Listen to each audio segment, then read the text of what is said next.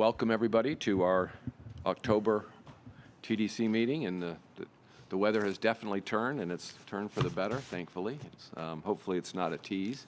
Good to have everybody this morning, and Mayor Kreisman, if you'll lead us in the pledge, please. I pledge allegiance to the flag of the United States of America and to the republic for which it stands, one nation, under God, indivisible, with liberty and justice for all. Thank you. Thank you, Mayor. And we'll go ahead and go around the room and introduce ourselves. Clyde, we'll start with you. Clyde Smith, Billmar Beach Resort, Treasure Island. Phil Henderson, Starlight Cruises, North and South Pinellas County. Melinda Pletcher, Commissioner with the City of St. Pete Beach. Rick Reisman, Mayor of the City of St. Petersburg. Turn that on, please. Thanks. Sorry. Michael Zoss, County Attorney's Office. Dave Eggers, County Commissioner. Good morning, everybody. Steve Hayes with Visit St. Pete Clearwater. Good morning. Russ Kimball, Sheraton Sandkey, Clearwater Beach. Frank Hibbard, Mayor of Clearwater. Doreen Moore, TRS Travel Resort Services, Vacation Rentals. Julie Ward-Bajalski, Mayor of the Great City of Dunedin. Good morning. Chuck Prather, the Birchwood, downtown St. Petersburg. Well, thank you, everybody. I think everybody who was supposed to be here is here. So, Mike, please introduce yourself. Good morning. Mike Williams, Managing Director, Innisbrook Golf Resort. Now we have everybody. And again, opportunity to welcome you to this meeting. We've got a couple meetings, as we know, this morning. The first, kind of the normal part of it, and then we're going to get into some capital discussion. We have that meeting with the Board of County Commissioners in the first week of November. So kind of getting our thoughts together on some strategy with respect to the capital spending and kind of our thoughts on it, I think is probably in order today. So with that said, we'll go ahead and get started. Do we have a motion for approval of the minutes, please? Second. Thank you. Did you get that? Okay. All in favor, say aye. Aye. Any opposed? Okay, motion carries unanimously. We'll move on to public comments. Do we have any? None? Okay. Departments. Steve. Thank you, Mr. Chair. Given the news that we received, maybe it was last week. Seemed like it was ages ago, but yeah, on the other hand, it's right around the corner on the opening of the international borders for travel, and having just come back from IPW that U.S. Travel puts on, I thought it would be a good opportunity for Rosemary and Andrea to talk a little bit about what they're seeing and what we saw and heard at IPW. So I'd like to bring up Rosemary Payne, our Director of Leisure Travel. Good morning and welcome. Good morning. Thank you so much for the opportunity to be here to talk to you a little bit about IPW. As Steve said, this is a show that's put on by the U.S. Travel Association, and it is the largest international trade show in the United States. 6 partners from Visit St. Pete Clearwater joined VSPC in our aisle at IPW this year. The Visit St. Pete Clearwater team had 6 virtual appointments prior to the show and 111 in-person appointments during the 3-day show in Las Vegas, and that was September 20th through the 23rd. Visit St. Pete Clearwater also had staff in the media marketplace to meet with domestic and international members in person, members of the press in person. And these are just some images. They're going to just keep going through these. A couple of group shots of the team that was there in Las Vegas, and then also, of course, some visuals of the meetings that were actually taking place. This is our aisle at the show. We had meetings with clients from top producing markets, including the USA, Canada, the UK, Germany, Switzerland, Brazil, Mexico, Argentina, Sweden, Colombia, and the Netherlands. And the reason so many of these people were able to attend was that the U.S. government provided an NIE, a national interest exemption visa, so some of these partners could attend. But because of COVID and travel restrictions, not all of our top accounts were able to be with us this year at IPW. The announcement of the U.S. opening international inbound markets starting in November is so important for the restart of international visitation to St. Pete Clearwater. Beginning November 8th, foreign national air travelers and visitors crossing land borders with Canada and Mexico will be required to be fully vaccinated, and this puts in place a consistent global travel policy that is guided by public health. This is welcome news that is vital to the continued recovery for all segments of our travel industry. If I give you IPW by the numbers, there were 2,600 attendees from 52 countries and 300 members of the media. Some key points discussed in our meetings were pricing. Tour operators need rates from our hotel partners through 2023. Forward bookings are very strong, and in order to compete for customers, they need rates to package now. Expectations. Customers are enthusiastic about getting back to Florida, but they're bringing high expectations with them. As hotel prices continue to climb, international visitors will be expecting elevated experiences in destination. They also have higher customer service expectations of the tour operators themselves. Location, location, location. Disney is promoting their 50th anniversary across the globe. Our proximity to Orlando and TripAdvisor award-winning beach designations make St. Pete Clearwater the perfect choice for a Twin Center holiday for long-haul international visitors. All post-IPW communications and ongoing training with call center staff in these international markets will emphasize our location to the attractions in Orlando. Communication. Operators need destination support. Relationships, loyalty, and values are not just words. They mean more than ever. Many of these operators have had proven success in booking our destination, and that trust continues. Our industry does not need to race back to where we were in 2019. Our industry has changed. Travel has changed. But change opens the door to transformation, to new ideas, priorities, and a renewed enthusiasm for welcoming international visitors back to our destination. There was really good energy in our aisle, and partners reported that their meetings were successful and positive as well. We discussed ongoing marketing initiatives, like our ongoing campaign with hotel beds and future campaigns with British Airways Holidays and Ice Lolly in the UK, and Visit Florida initiatives with Vox International in Canada.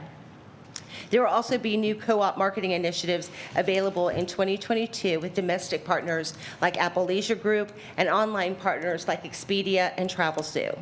We've been following up with all product managers requesting digital assets, collateral, and Visit St. Pete Clearwater will be sending details to key accounts regarding a pre-Florida Huddle Superfam that will be coming to St. Pete Clearwater. We have so many new things to show these operators since they've been away. And like I said, the images here just show you what the booth looked like. I wanted to say a special thank you to Carmen at BVK and Katie in our office for their hard work in creating the backdrop for our booth. Once again, Visit St. Pete Clearwater received tons of compliments about how gorgeous our destination is. And IPW 2022 will be in Orlando, June 4th through 8th. Thank you very much for that. Any questions? Anybody have? Thank you, and I'll turn it over to Andrea. Thank you.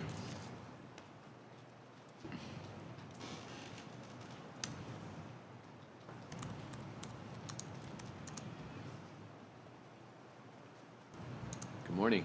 Welcome. Good morning, everyone. I have been invited this morning to share with you my participation in IPW Trade Show and also the reopening of the international borders. Starting with the IPW Trade Show update, we met with key clients from Mexico, Brazil, Colombia, Argentina, and Latin America countries at the IPW Trade Show. We had a total of 48 Latin America 101 appointments.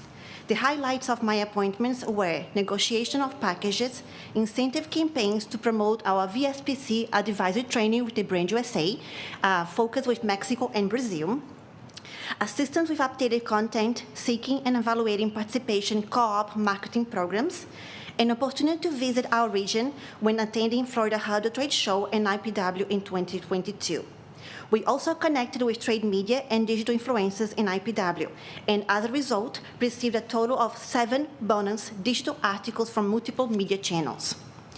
In regards to the reopening of international borders update, since the very exciting news last week of reopening of air international borders, I have been very busy with the communication with our key trade players from Latin America key markets. Trade clients are extremely excited to restart promoting our region, Florida, and the US. In Latin America, my initial focus is on luxury travel for those that was not affected by the pandemic and high exchange rates. Without waiting, I am in communication with Visit Florida.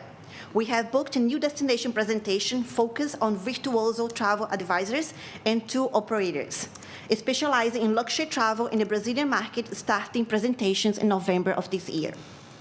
Another collaboration with Visit Florida is to welcome 2 Brazilian content creators to our region in December to promote our destination. Influencers together reach over 2 million followers. We will focus on countries, regions that have increased their air network, considering air cost and the current value of exchange rate, and seek and evaluate co-op program opportunities. Jose Ramirez, our Latin America sales manager, will be visiting some tour operators in Mexico this November and will join Visit Florida in the sales mission in March 2022. I would also like to take this opportunity to provide you a breakdown research of the key Latin markets. Starting with the country Brazil, before COVID-19, Florida enjoyed more lift from Brazil than any other destination in the world. Frequency and level will not return immediately, but restoration began in June with additional frequencies, and full lift recovery most likely will not return until 2022. After the open border announcement, the main concern is regarding visas. The search for visas is highly increasing and has already reached a waiting list of over 2.5 million requests. And the consulate is scheduling only for August 2022 and beyond. The search for air tickets to the United States from Brazil after the open border announcement increased by 325%. Mexico. Once travel restrictions are fully removed, airlift is expected to return to full capacity. It is estimated this will happen during 2021. Price Travel, a tour operator, was recognized this year for promoting travel to the United States. This data became relevant due to the increase in hotel reservations. VSPC did complete a co-op campaign with Price Travel as well. Mexicans have been traveling since last summer, with saw a particular interest in Florida. The population not affected economically by the pandemic is searching for places that offer outdoor experiences. Colombia. Air Borders Airport opened on September 1st, 2020, and will remain opened. The week of school vacation recess has been described as productive by travel agents and major tour operators in the country, with significant sales. A few days of tax-free shopping coming up very soon in November in the country. Travel and airline tickets will be available at a 19% discount. Encourage sales for December and January 2022. Argentina, U.S. borders are open for Argentinians, and now Argentinian borders are available for U.S. travelers. A review of the international air network will be available for the second half of October 2021. In case you're wondering, Virtuoso is a global luxury network of leisure travel advisors, and most often those travel advisors, they sell their own personal experiences. Thank you so much for this opportunity. If you have any questions. Any questions from anybody? If you could just explain the visa thing that you were talking about in, I think you were talking about it as with respect to Brazil. What is that? What's the issue there? Is it just the number of people that are asking for it, or? So the main issue happened when the pandemic hit in 2020. The consulate in Brazil, they closed the doors during the pandemic. So in that reason, no one was able to renovate the visas or request new visas. So it has been closed for now, up to now, for a year and a half. So now it's getting like so crazy, the amount of visa requests. But they're not going to address those until August of 22? Yes, so they open already now. The consulate doors are open, but now they're so backed up that they're starting reschedule appointments until August 2022. Okay. So I actually heard some tour operators, because right before IPW, before attending the IPW show, I was connected with the main tour operators from Brazil as well, asking if you're going to see them there. And some of the reasons why they did not apply for the special visa to come to the show is because the visa was expired, and now they're on a waiting list. So the delay in them coming until 2022 is really related to that, the visa? That too, yes. I just Okay. wanted to share that point too. Yeah. There are a lot of Brazilians that have visas right now, but for the ones that need to renovate or request a new visa, the wait's going to be a long wait now. Okay, thank you. Thank you. All right, thanks, appreciate it. Thank you. Oh, Mike? Andrea, that's great information, and I appreciate the presentation. Any chance we could get a copy of that? Absolutely, yes. I would love to. Thank you. Thank you. Thank you. Thank You can you. send that to Steve. Go ahead, Steve. Thank you, Mr. Chair. The three things I wanted to mention, they're all airline related. So starting off on November 5th, Swoop Airlines, which is a new Canadian airline, will be flying into St. Pete Clearwater International Airport. That morning is their inaugural flight, and that'll be service to Toronto, Canada. So welcome news for us to have that back open again. Also in November, British Airways will restart their service to London to Gatwick. And then in December, Eurowings will be flying nonstop from Frankfurt. And now, you all may not know the name Eurowings, but that is actually Lufthansa.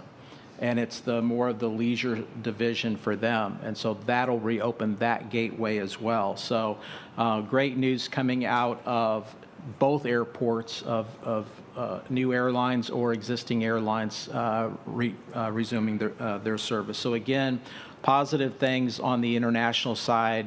The team at IPW did a fabulous job. What was interesting is the number of folks that were coming by our booth and taking pictures, because we really stood out.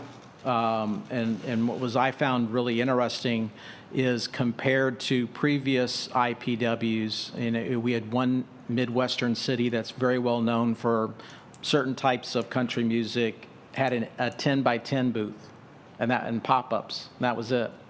Where traditionally they were a lot bigger. So ours really stood out visually. It was appealing, and the fact that there was lots of traffic was really the best sign. And I think this picture here shows it. You can see everyone, including our hotel partners and us, were busy with appointments. And this is before we knew November 8th.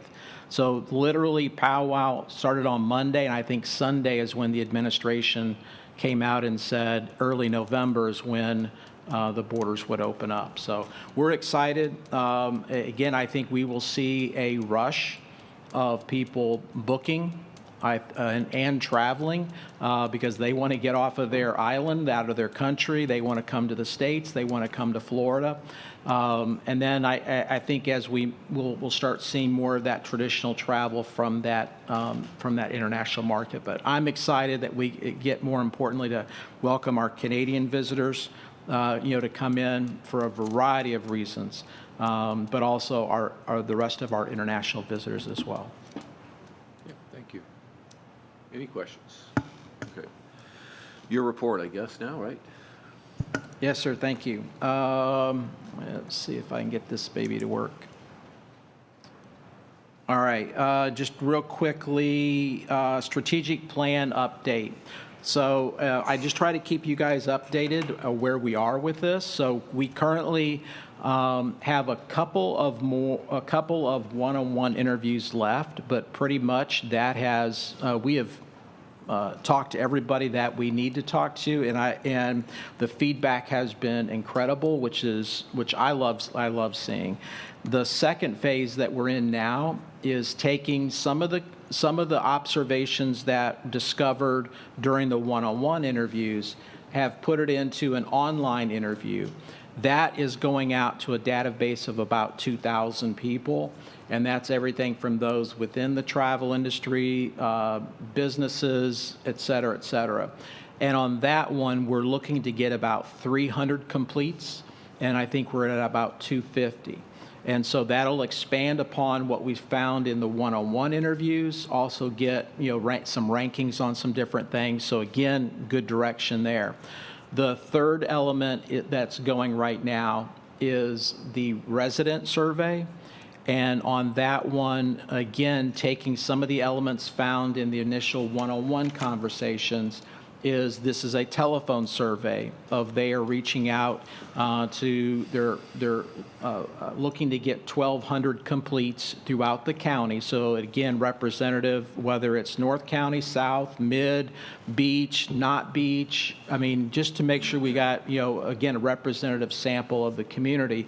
But this is looking at value of tourism and how the residents go through and see that. So all of this is happening right now. The next step is they'll have those collections through roughly about the first part of December. In January, and we will get dates scheduled here very quickly, is we would go through and have 3 workshops. And in that, would take the opportunity, again, looking, same content at the 3 workshops, but at different locations, at different times. So again, we try to get as many people participative as possible to, gain some additional insight to everything that we're seeing from the 3 different groups. And then from there, start not the analysis, but really putting the report together to bring back not only to this body, but also the BCC, as well as the community at large. So I'm excited about where it's going. This is, some people dread it, but I actually look forward to it because it really helps set direction of where we go forward. When are those public workshops, did you say? We haven't set them yet. We're looking at the first week of January, so right after the holidays. We were looking at December, but then we figured, this may be a normal Christmas holiday season, which there may be like a ton of parties and what have you. So great, that'll mess with schedules in the month. So we're going to make it right after the holidays in the first part of January. Questions on the strategic plan update? No, go ahead. All right.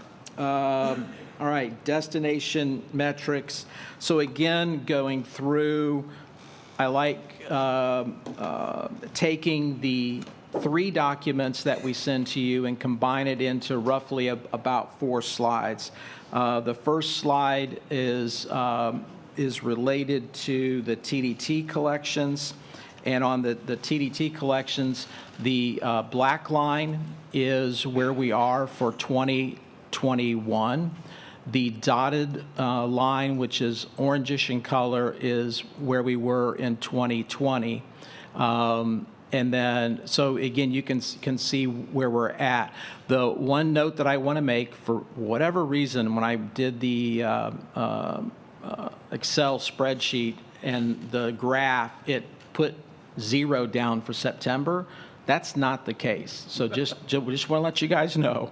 But again, where we are to date with the TDT collections. So on that, let me pull up mine real quick. If you look at the month of August, we were at 5.2 million compared to 4.1 million in August of 2019. Again, in fact, one of the conversation, or one of the comments I made to somebody was in terms of our percent increase over 2019. I said I felt bad. It felt like we slipped a little bit because we were so used to us being anywhere between 40 to 50% over 2019. Well, we were only 27% over 2019, but still way over. And so again, graphically, when you look at that, it's so different. And again, shows the positive of where we're at. If we were to end the year in September even with 2019, in other words, and I seriously doubt that's happening, but if we were to be even, then our collections at the end of the collections at the end of that time period, we would be at roughly about 71 million, which is huge. I think that we'll be above, based on the information I've seen from not only Smith Travel, but from Key Data on the vacation rentals. I think we will be above that number. Again, I like putting in the caveat that this is also with the fact that we had, like in July, we had not only a tropical storm, but we also had red tide, and then we also had the Delta variant surge that we saw in July and August. So again, I think that points to the health of what we're seeing in the tourism industry.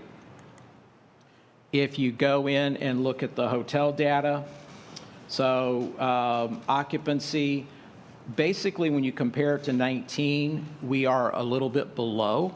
We were at 60% in August of 20 compared to August of 19 at 64%. But the significant difference really is the ADR. And if you look at ADR, we were at 157 per night compared to 132 in 2019. And I think when I talk to a few hoteliers, that's exactly what we're hearing is occupancy. We're seeing a little bit of a slippage there, but rate is still doing very well. When you look at vacation rental, again, occupancy is very strong as well as ADR.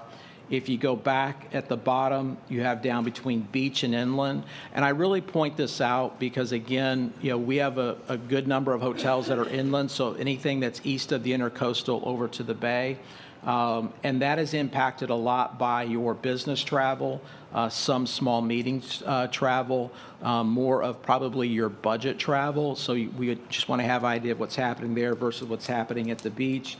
And you can certainly see the difference occupancy-wise. Inland and beach are roughly the same in August of 21, but you can see the rate difference between the two areas there. I compare it to 20 because we did not have that data for 2019. This really just goes through to graph what you just saw on the previous page. The highlighted area is the month of August. So you can see that we were at 63, almost 64% for 2019, at 60% for 2021. When we go through and get to vacation rentals, so on this one, you are looking at roughly, let me go through here. You can see that we're ahead of 2019. 2019 is the orange. 2021 is the blue, and then light, the shaded area at the end is looking forward on pace. So in this case, again, October looking better than 2019. We're even for November and a little bit below in December. But again, when we look at our visitor profile and looking at booking, the booking window is still extremely short. So in that case, we go into our markets of where we have people visiting. In this case, and keep in mind, this is out-of-state arrivals. So internally in the state, Orlando, Miami, and Tampa still are our top markets. But when you look outside the state, this is our top 10, both for fly and drive. If it's blue, it just means that they were in one category, not in both categories. If it's green, they were showing up both in fly and drive. And again, some are normal markets that we traditionally see, especially when you look at the Northeast, but again, some of that Midwest, and that's where we've been concentrating a lot of our efforts. And then when you look at the visitor profile, what I wanted to point out here, again, look at daily spend, 21 versus 19. If it's bold, in bold, it's significantly different. So in this case, just the daily spend, 317 versus 236. Average time from decision to arrival is 46 days. That goes back to that short booking window as compared to 65. The average income, while it wasn't significantly different, it was up in that over 95,000 versus 89,000. So basically everything else was roughly the same, whether it was the number of days, the number of nights, age, things along that side. But I did want to point out the things that were significantly different. questions on the destination metric. Again, I try to go through and wrap all the different documents that we have, but wrap it into a few slides to kind of hit the high points. Phil? Just clarify, average income, is that household income? Yes, household income. Yep. Doreen? Question on, I don't know if it was in the visitor profile, I had made my notes and promptly left them in the car, but there was the survey results, where they list where they go and they survey and interview the visitors who are here. I didn't see that the statistics indicated that what they had done for this month. Maybe I misread it, but it was like 402, but it had a bunch of zeros on the page. Didn't change. It was like they didn't have the previous months, the current months, just All what right, were the survey results? All right, Just double check that. And, I'll check on that. yeah, thank you. Any other questions? Okay. Anything else on that, Steve? On the metrics or? No, and again, I think, from the industry, when you look at the various metrics, and again, there's a lot of stuff that we look at, I think overall it's a positive trend. Again, all I need to do is talk to a few of our partners and you kind of hear the same story. Whether it's, in Clearwater Beach, St. Pete Beach, it's in St. Pete, we're getting good feedback. Where, again, we still, I was asked the other day what I felt the magic 8 ball is going to say in terms of business, where it's going to be. The market, now that they've announced the international border opening, so I think we'll see the international number jump up. The one that still concerns me is what I'll call business travel, but within business travel, break that into meetings and conferences, and then just straight business travel.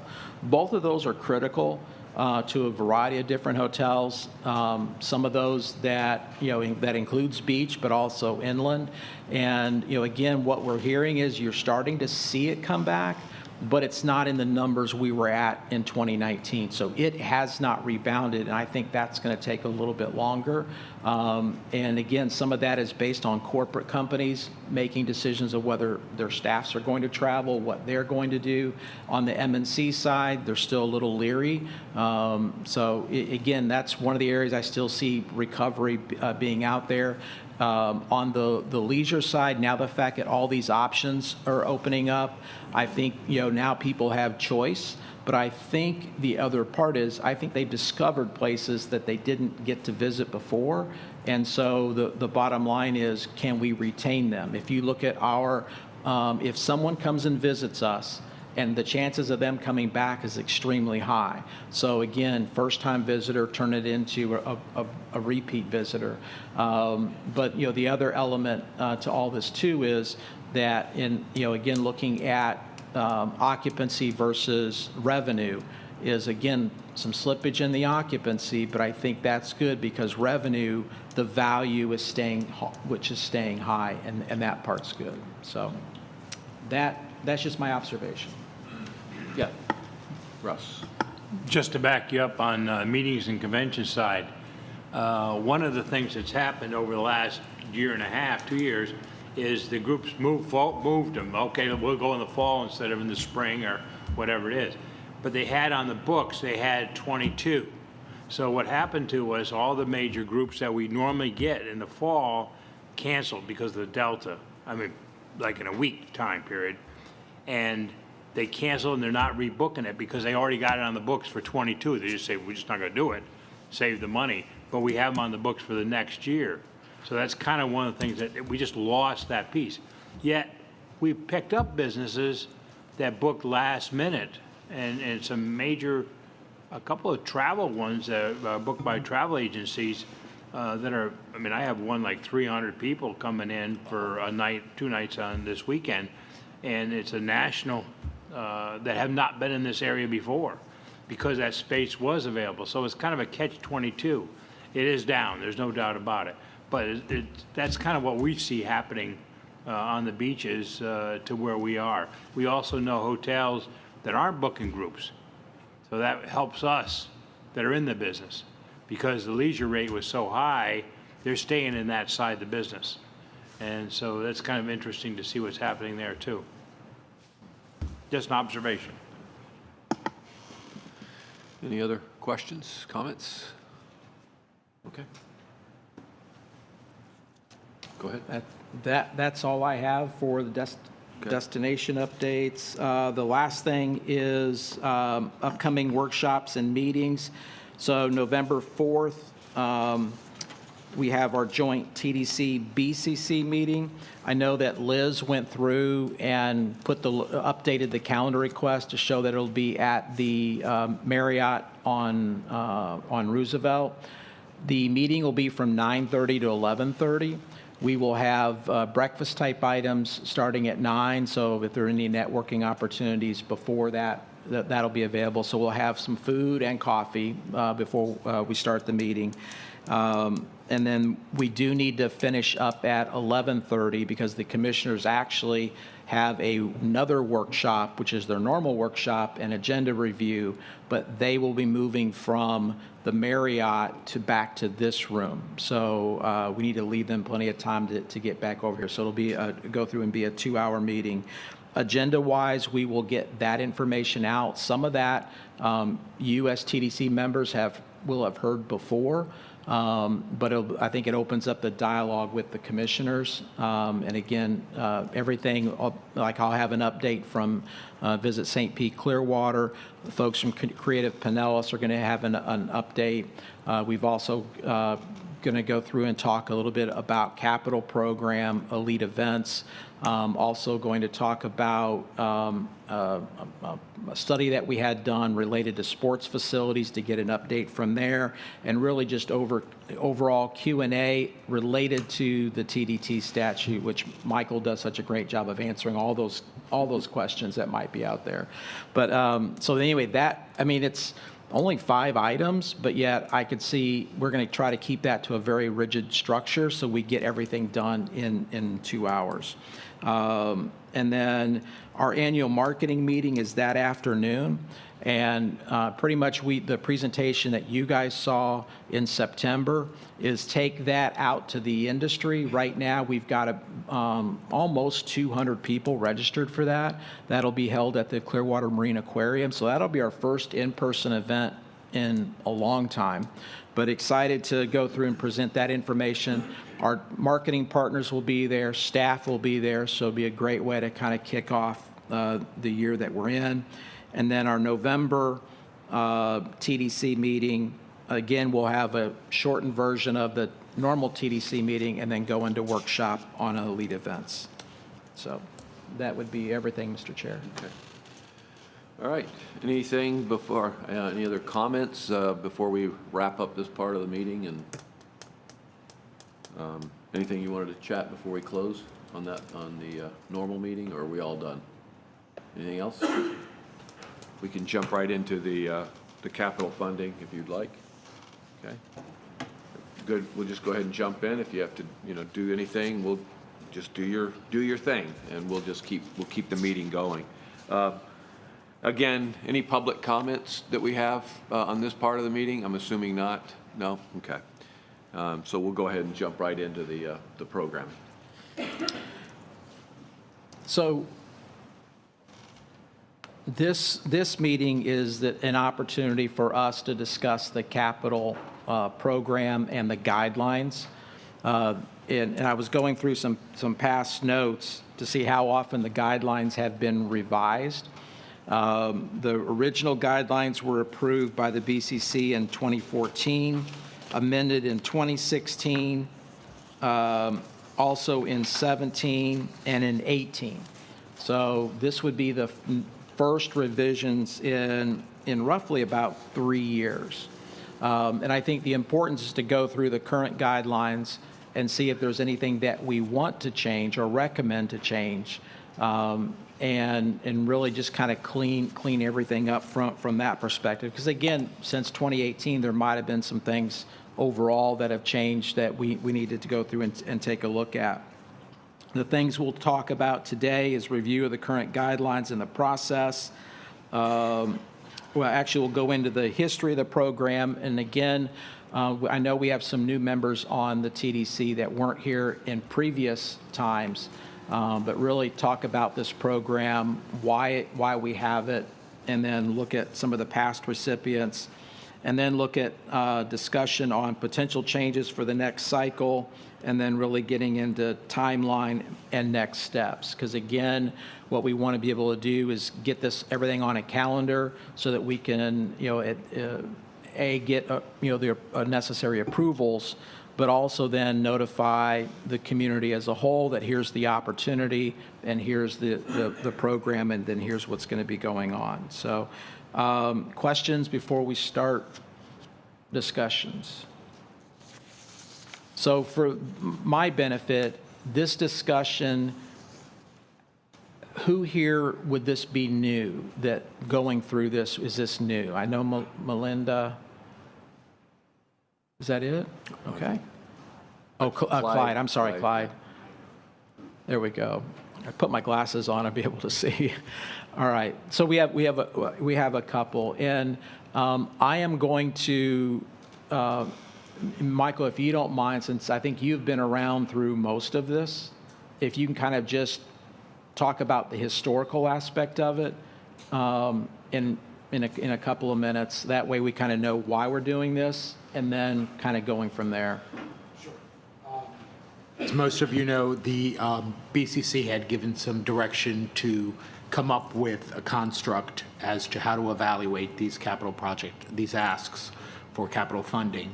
The guidelines were devised. They were discussed initially with the TDC members at the time, and they made their recommendations as to what they should look like. They were taken to the BCC and they were adopted, as Steve said. Since then, they have been amended several instances. The most recent being in 2018. We have gone through one formal actual process as far as the actual program itself. The way the guidelines were developed and consistently have remained is that it's about an every 2-year cycle. That's up to the BCC, obviously, to waive. Obviously, last year, because of the pandemic, it was kind of put on hold.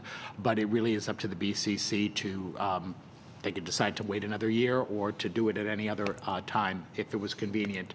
The other thing that the TDC and the BCC have both recognized is that even when there's not, quote, the open cycle, if you will, the program itself, a project can come forward and at least make a preliminary ask as to whether or not the TDC would recommend and the BCC would consider funding it, even if it's not during the, quote, open cycle, if you will.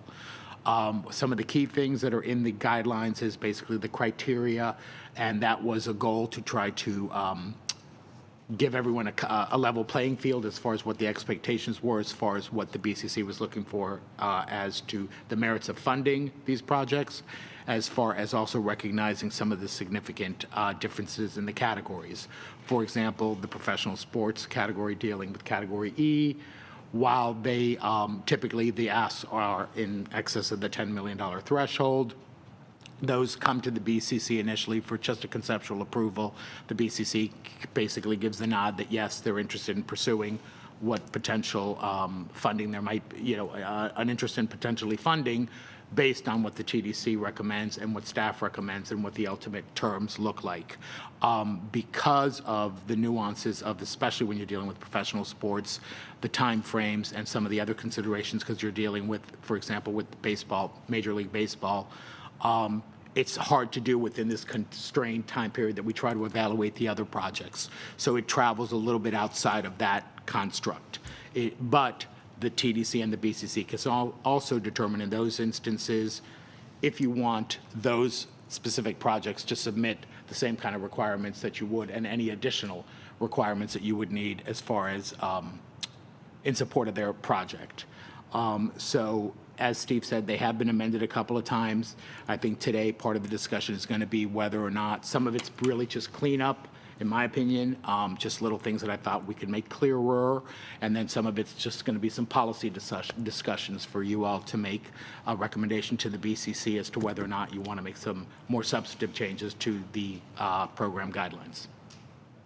If you could maybe, there have been changes at the state level that open up different avenues for funding from TDCs if it's part of the plan that's approved by the TDC and the local county commission? And Correct, how correct, does that Commissioner. change? And yes, and just for those of you, I don't know if, as far as the council who was here, but we had a joint TDC-BCC workshop the last time we had one.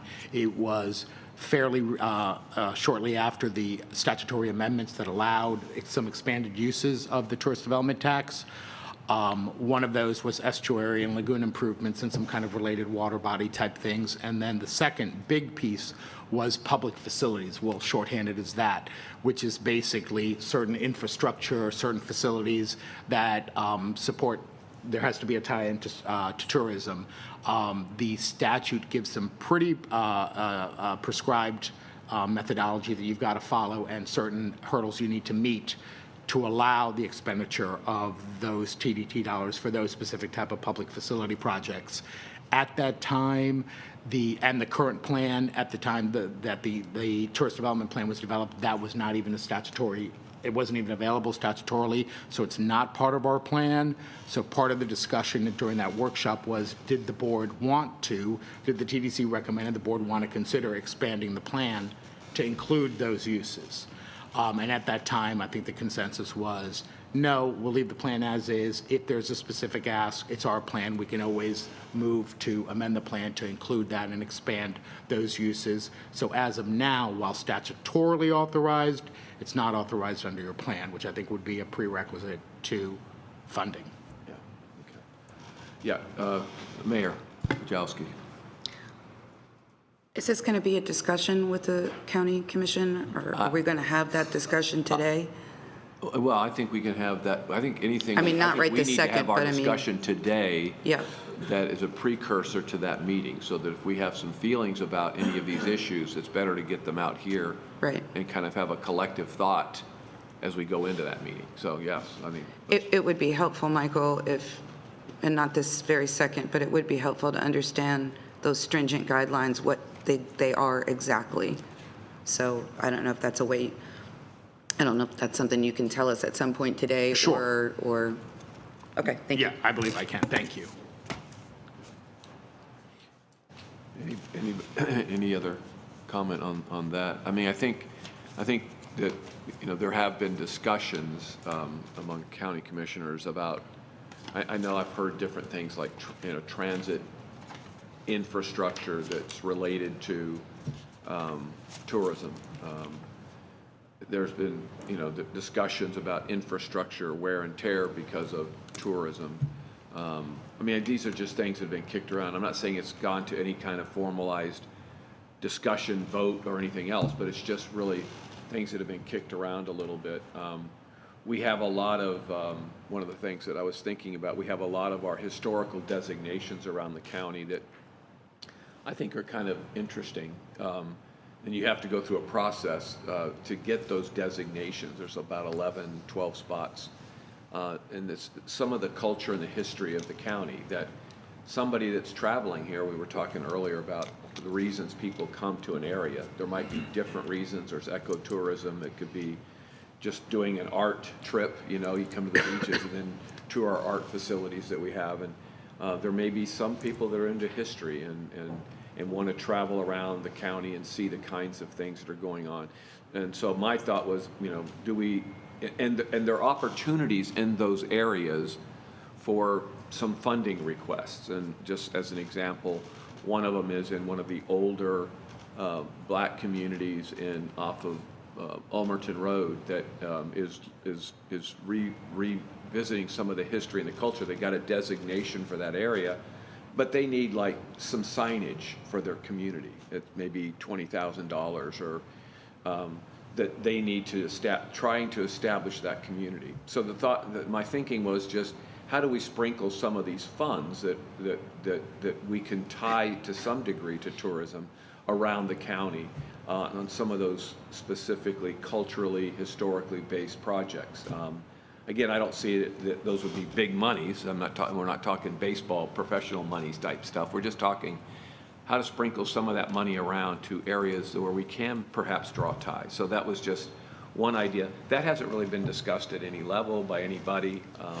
it was just one of those things that I've gone to a couple of those ceremonies, and I'm seeing some small funding needs that they have, and again, not a big deal, but we can take some of the money that we're getting from our visitors and sprinkle it around the county in a constructive way. So that was just one idea. But there's other things that we can bring up. Phil, go ahead. We've rewritten the plan or adjusted the plan, the tourism plan, on several occasions during my tenure as a board member. And one thing I do recall is that we said we would address it every 5 years at a minimum. And I thought Commissioner Seal might be doing that in her last term, but I don't think we did it. And Michael, I don't know when the last time, actually, calendar-wise, it was that we actually took a look at the plan. I'm sure it's more than 5 years. I would say, my response would be legally, I think you met that objective when the TDC and BCC joint workshop a couple of years ago, when you had the discussion as to whether or not you wanted to make any changes to the plan, including adding those statutory amendments. You could certainly dedicate a workshop if you wanted to do nothing but look at the plan. The plan just, the requirements under the statute and the plan are basically every 5 years you look at it, and you don't have to make changes, but obviously a review is certainly warranted, but you could do that at any point in time, but I believe you've met it at least statutorily the last time you all met, but certainly you can bring it up at any point in time. Well, we might want to, it's a short time between now and our joint meeting, but we may want to have a list of potential things from that new legislation in detail of what could or could not be done, and be able to review that and just say, do we want to look at the plan and maybe add this one thing or something to that effect. I'm not sure what those are, but I'm just saying. Sure. We haven't looked at it in a while. When we had the last joint meeting, it had just come out, and we were all satisfied or content with just leaving it like it was. But now there's potentially some other things, as Commissioners brought up, that we may want to take a look at to see if there's a way we can incorporate something in the plan that will allow us to do a few more things without going completely wild on. Yeah, I don't think anybody wants to go wild with anything. I think that's a good point. I think that 2 years ago or 3 years ago, the statute had just been changed, if I'm not mistaken. Correct. And so I don't think there was a lot of comfort in making any, overall comfort in making any dramatic changes. And then again, dramatic's probably the wrong word, just, changes in what the direction that we've headed. We've had a couple years now, and I'm sure that commissioners, the ideas go dancing in their heads about what we might be able to look at. And I think it's just probably a good time when we get together next month to have that list of things that we can, under statute, consider, and just be, I think we need to be prepared to have that dialogue. I really haven't gotten any emails from people that say, hey, don't respond to this, but I'd like to talk about this. So I haven't gotten those. So I don't really know ahead of time where that conversation will go. Steve, you might have some more insight on that, on some conversations that you may have had with some of the commissioners, but I'm just guessing that will be part of the dialogue. Right. I'm always one that wants to make sure we don't go too far and wide, and away from tourism, even on the capital side. Yeah. So I'm cautious about this, but at the same time, I don't want to open it up to a lot of public infrastructure that needs to be done, and there's some money to grab. Yeah, I don't think we're going to be putting money into sewer plants and, Thank you. And water plants and that kind of thing. I think there's just an element of thought that we can go through that reconfirms the direction that we are, or what little elements can we address that really make sense to you all, the ones that are doing the tourism thing every day of your lives, for crying out loud, but also that we meet every month separately. And when we get together, I mean, some of that conversation flow, I kind of like, well, they go up to Tallahassee and they come up with 3,000 bills and they only pass 100 of them. So you think, thank goodness, right? Well, I'm assuming that we'll have discussion about a number of things, and maybe only one will float to the top, and I don't even know that. So I just think for us to have the conversation today, and that's why I would think Mayor's request about finding out specifically what we can talk about as far as the statute goes, and just see if there's any appetite here for any of it. Transportation issues, facility issues, boardwalk issues, within communities. What other things might we look at? Are we meeting again before? We're not, are we? I don't know. So this meeting is the time to talk Yeah, about. that's why we're having the meeting, to have discuss options. these capital ideas that I think will be part of that discussion at our joint meeting. And I may be dead wrong. They may all say, no, I have no interest in dealing with any change. Oh, I don't think you're going to hear that. I don't think so. I don't think so either, and that's why I think. Because I'd like to get a good idea about how everybody feels Yeah. here before we go to that meeting. Yeah, I agree. Go ahead. And I know I'm beginning to sound like a broken record when I talk about, strategic plan, but in that, we're having all these conversations. You are. And they're bringing up, when I say they, it's the collective group is bringing up a lot of good things about, hey, growing tourism in the next 5 years, what do we need to look at? In my dream, it would be to go through and say, take that strategic plan. There are going to be some things that come out of this. I would love to be able to say strategically, when we look at our capital projects, is that it is based on the feedback we've already received, and say, here are key things. Maybe it's not a particular project, but it is under a category or something, something along that line. And then based on that, what can we actually go through and do? There are some things where the TDT dollar just by statute can't be used for that, but it can be used for this part. And so look at all of those different ways. But the strategic plan, to me, can set that stage.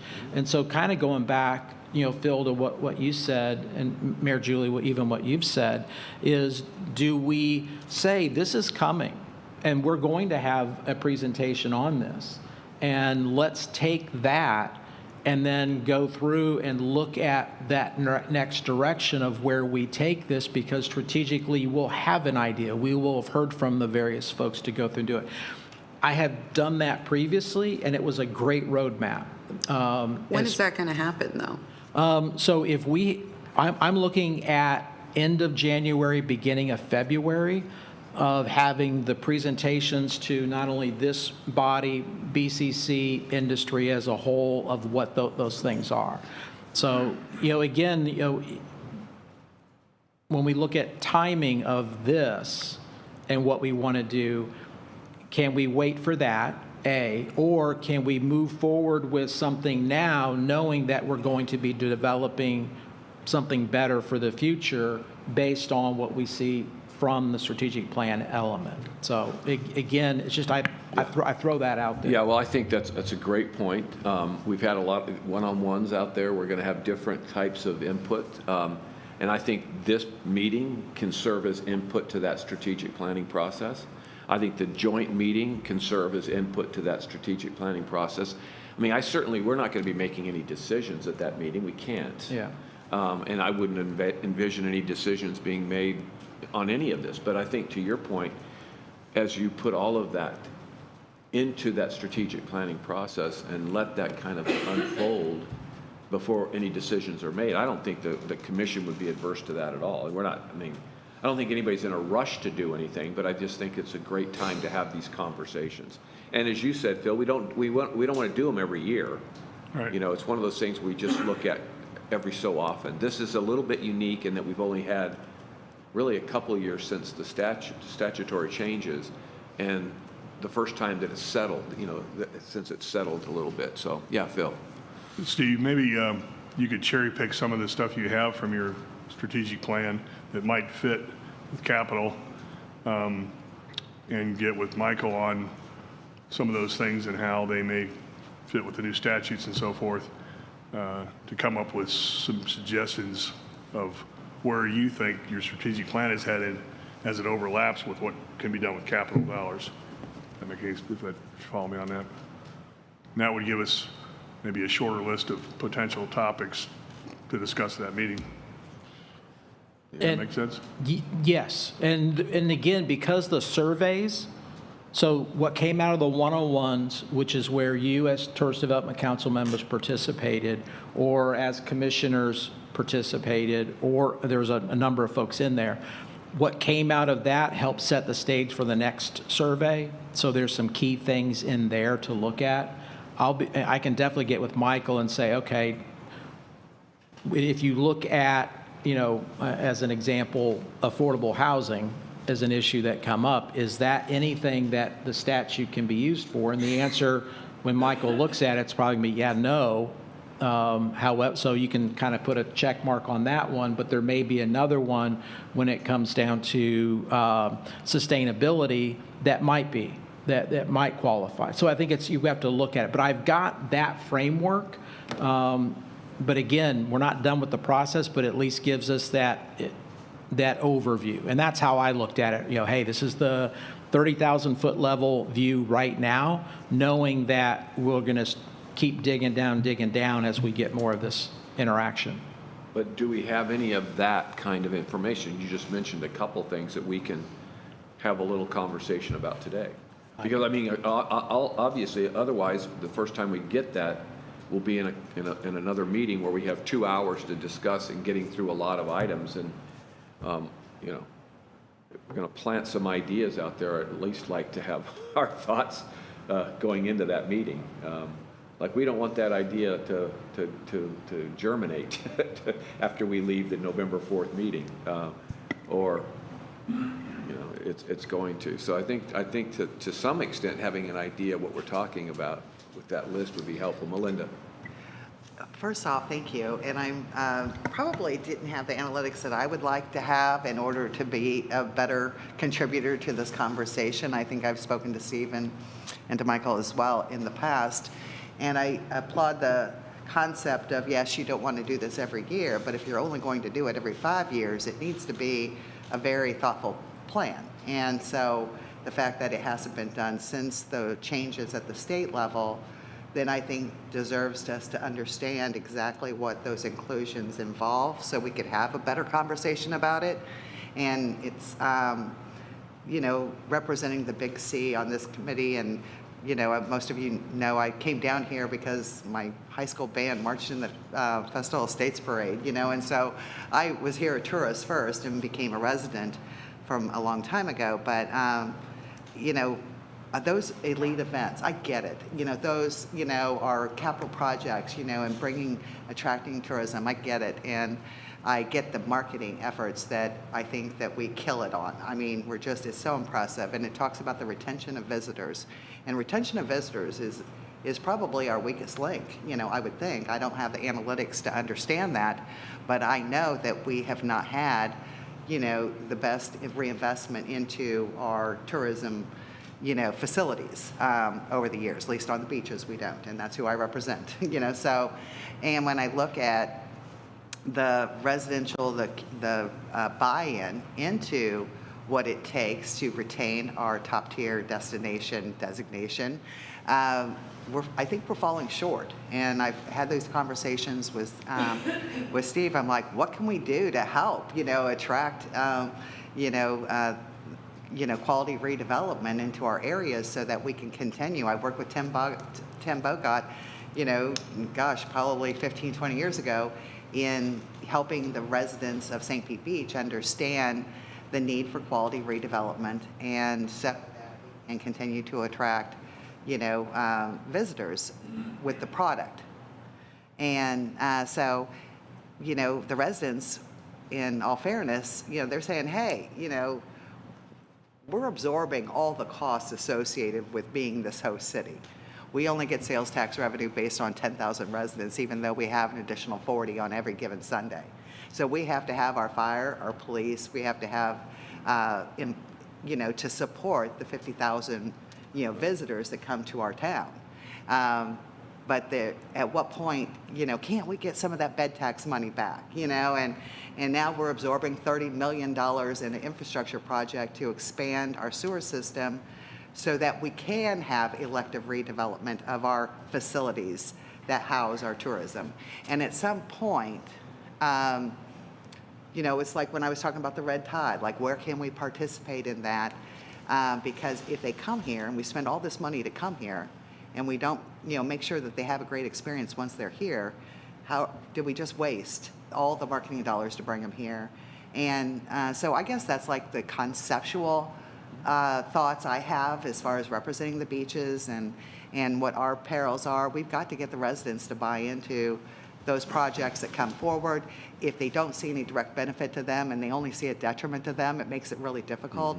If there was a way of acknowledging, being accountable to the tourism dollars that comes out of the municipality in a more fair, equitable distribution of the bed tax funds when it comes to some of those infrastructure costs. I don't even know if it's exactly allowable, from the changes that were made.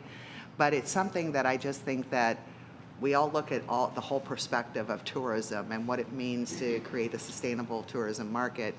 And having the actual product there is significant, and I just wanted to share that with you. Well, and I think huge. I think those are some of the conversations, and I think that's some of the area that the statute has opened up for consideration.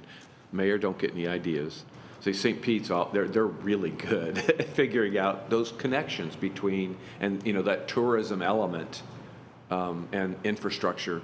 I mean, it's real. I mean, your numbers that you just spoke are just through the roof, as far as residents versus tourists and the impact that has on your entire infrastructure. So, Phil, I said we're not going to talk about sewer stations, but I'm just talking about sewer lines now. But yeah, no, this is real conversation that it talks about infrastructure, wear and tear, if you can link it to tourism. And I think there's, to your point, there is a linkage for that discussion. Mayor Bujalski. Thank you. And Melinda, I appreciate coming new to this and that dialogue, because I certainly have put a lot of thought into it, and I also appreciate Phil's comments. In my mind, I call it, and service is a little bit of a bad word, but I call it sort of tourism support service, or support, whatever you want to label it. But when I think of it, I don't think of it as, no offense, sewer lines or any of those things. I see it as things that are directly impacted by tourism. When I think about, I sit on Forward Pinellas, I look at these reports and I see how many cars are on the road, how many people are using their vehicle or a rental vehicle. And we talk about transportation in this county ad nauseum. So when I think about things like the Clearwater Ferry, which Dunedin participates with, or the Jolly Trolley, which both Dunedin and Clearwater and a number of other cities. These are things that you can show direct correlation that tourists are using that service. And so improving that service, to me, would be a no-brainer, because, and maybe adding that service to other areas in our county for tourism, and getting tourism, a place to get around, to get their car off the road, or maybe they don't have to rent a car. Some type of transit from our airport, forget even Tampa, but our airport to the beach, or to downtown St. Pete, or, strategic areas. Those are things that I think, might be one-time capital cost to purchase those vehicles and planning and all of those things, that I think can really directly say that's a support service for a person when they come here. Now, do residents use it? Sure. They do. And so our residents and our communities get a direct benefit from that. And I'm not trying to get anybody to like this idea or not like it. I'm just trying to give you an example of what I would see as a direct tourism-related type of service that would also then improve the lives of our residents. And I appreciate that, because I wasn't really, thinking of the sewer system. I just knew that we had to spend a lot of money to expand our sewer system so we could have elective redevelopment of our hotel facilities. That was kind of where that conversation went to, and it is that. And one of the interesting things that we've initiated on St. Pete Beach is an app-driven freebie, where we spend $800,000 out of our budget, for an app-driven transportation. So our tourists don't have to rent a car. They can just hit that app and it picks them up. It's electric and it drives them anywhere they want to go, and on St. Pete Beach, which has been so widely used. I mean, we've got ridership numbers that are out the kazoo because people are really enjoying with this microtransit system, electric vehicles that we have in St. Pete Beach. So we're constantly doing everything we can on our part, but the residents are the ones who are picking up the tab. Yeah. And so that's where I was saying, if we have those expenditures that we're doing that's really servicing our tourism and is genuine, or what is happening outside of Pinellas County? What are other municipalities, what other visit, groups and tourist development groups are out there in the state or even in the country, and how are they doing it? Why are, we're trying to invent a wheel, like maybe somebody else already has that magic formula of recognizing that element. Yeah, again, just remembering that this statutory change that allowed some of this discussion just happened 2 years ago, or 18? So 3 years ago. So my sense is probably not a lot of people have done that, but I think that's a good thing to look at. So, Mayor. Thank you, Mr. Chair. Just listening to the discussion today, what seems to me is that if we're going to take any action today, what it feels like, at least we would be prepared to do, would be to look at the current language, some of the proposed cleanup language, whether we have any questions about the language that's currently in here.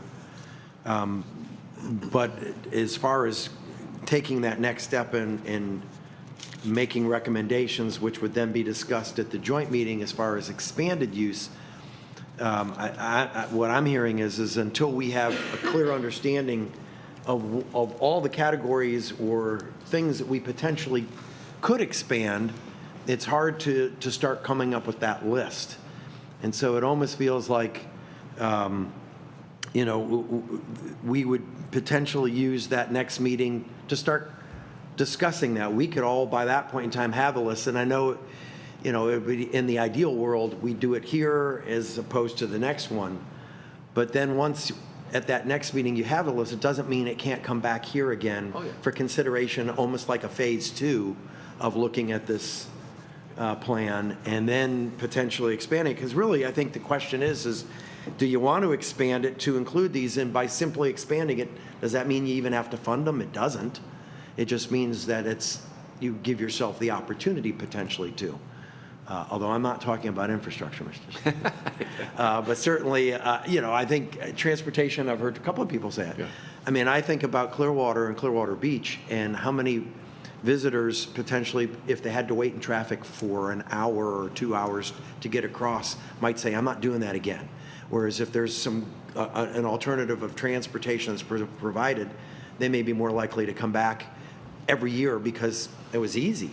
So I do think that that's going to be a big discussion just on that piece alone. The transit piece related to tourism. Right. Exactly. Whether it's a loop or in Clearwater or St. Petersburg downtown, or the stuff that you all invest in for predominantly tourists, but I mean residents get to use it. To your point, it's great for tourism, but it has a direct benefit to our residents too. Yeah.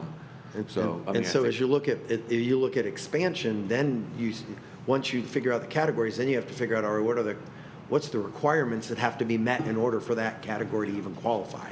And obviously limitations each year to how much we want to open that up to, because it could get big quickly. Yeah. Phil? To touch on the last few conversations, sewer lines and so forth, infrastructure. That's what property taxes are for the cities. You have hotels in your city, they pay a tremendous amount of property tax, and that's kind of where that I would think would fall in line. To Mayor's point about the transportation things, just a little background. I sit on the Jolly Trolley board as well, and Clearwater used to fund Jolly Trolley directly. Now they give those same dollars, I believe, to PSTA. PSTA is our customer at Jolly Trolley. PSTA is going to be the customer for Clearwater Ferry. So they're going to run the ferry operation if they expand it, and they're going to get grants to do all that. They get grants to buy vehicles, they get grants to buy those $5 million boats, which is absolutely ridiculous, but I'm going to go there. Yeah, So well, I those think things are that's already going to funded change, through- Phil. I don't think we're going with the $5 million good. boats, just so you know. Yeah, somebody's smart.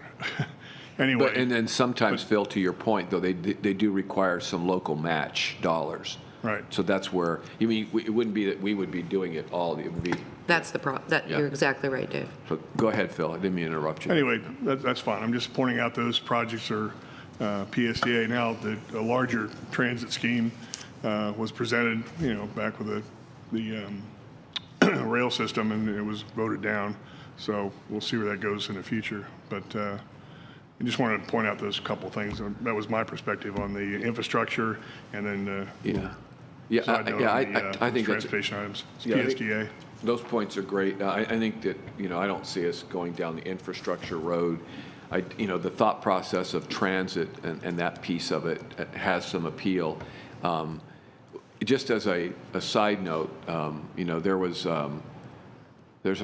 there is a St. Pete to Tampa service that was approved by all the participants, and so they applied for a grant. The operator of that applied for a grant. We were in the process. When I say we, I'm talking about the committee for some of the transit, water transit, and because we didn't quote, and I didn't necessarily agree with it, but because we didn't have local funding match ready, we thought that, well, let's let the other, they were going to be applications that were going to compete with each other. And so we just said, well, we don't have a local match yet put together, so let's back away and let the other project move forward this year, and then we'll be ready next year, maybe, if we've got that matching funding source. And so I'm just trying to give an example of where that's necessary if we're going to even compete within our own area, so to speak. I mean, maybe it's not the right thing to do, but at the same time, we've got to address those things. So anyway, Mayor. And I was just going to say, Phil, and I think about the Jolly Trolley, which, I love, by the way, and worked really hard to get it in the North County, and it's been extremely, as you know, successful. But it's a 1-hour service, and it only comes every hour. And, you'd have to double your vehicles if you even wanted it to be a 30-minute service, right? I mean, think about the amount of money that is for a trolley, and where does that come from? But it's absolutely needed, because we know that the Jolly Trolley folks can't keep up. And during high season, they're already trying to integrate extra trolleys in there just to meet the 1-hour service because of the tourists coming here. So I point that out because I know you know those numbers. That's a huge need. And they're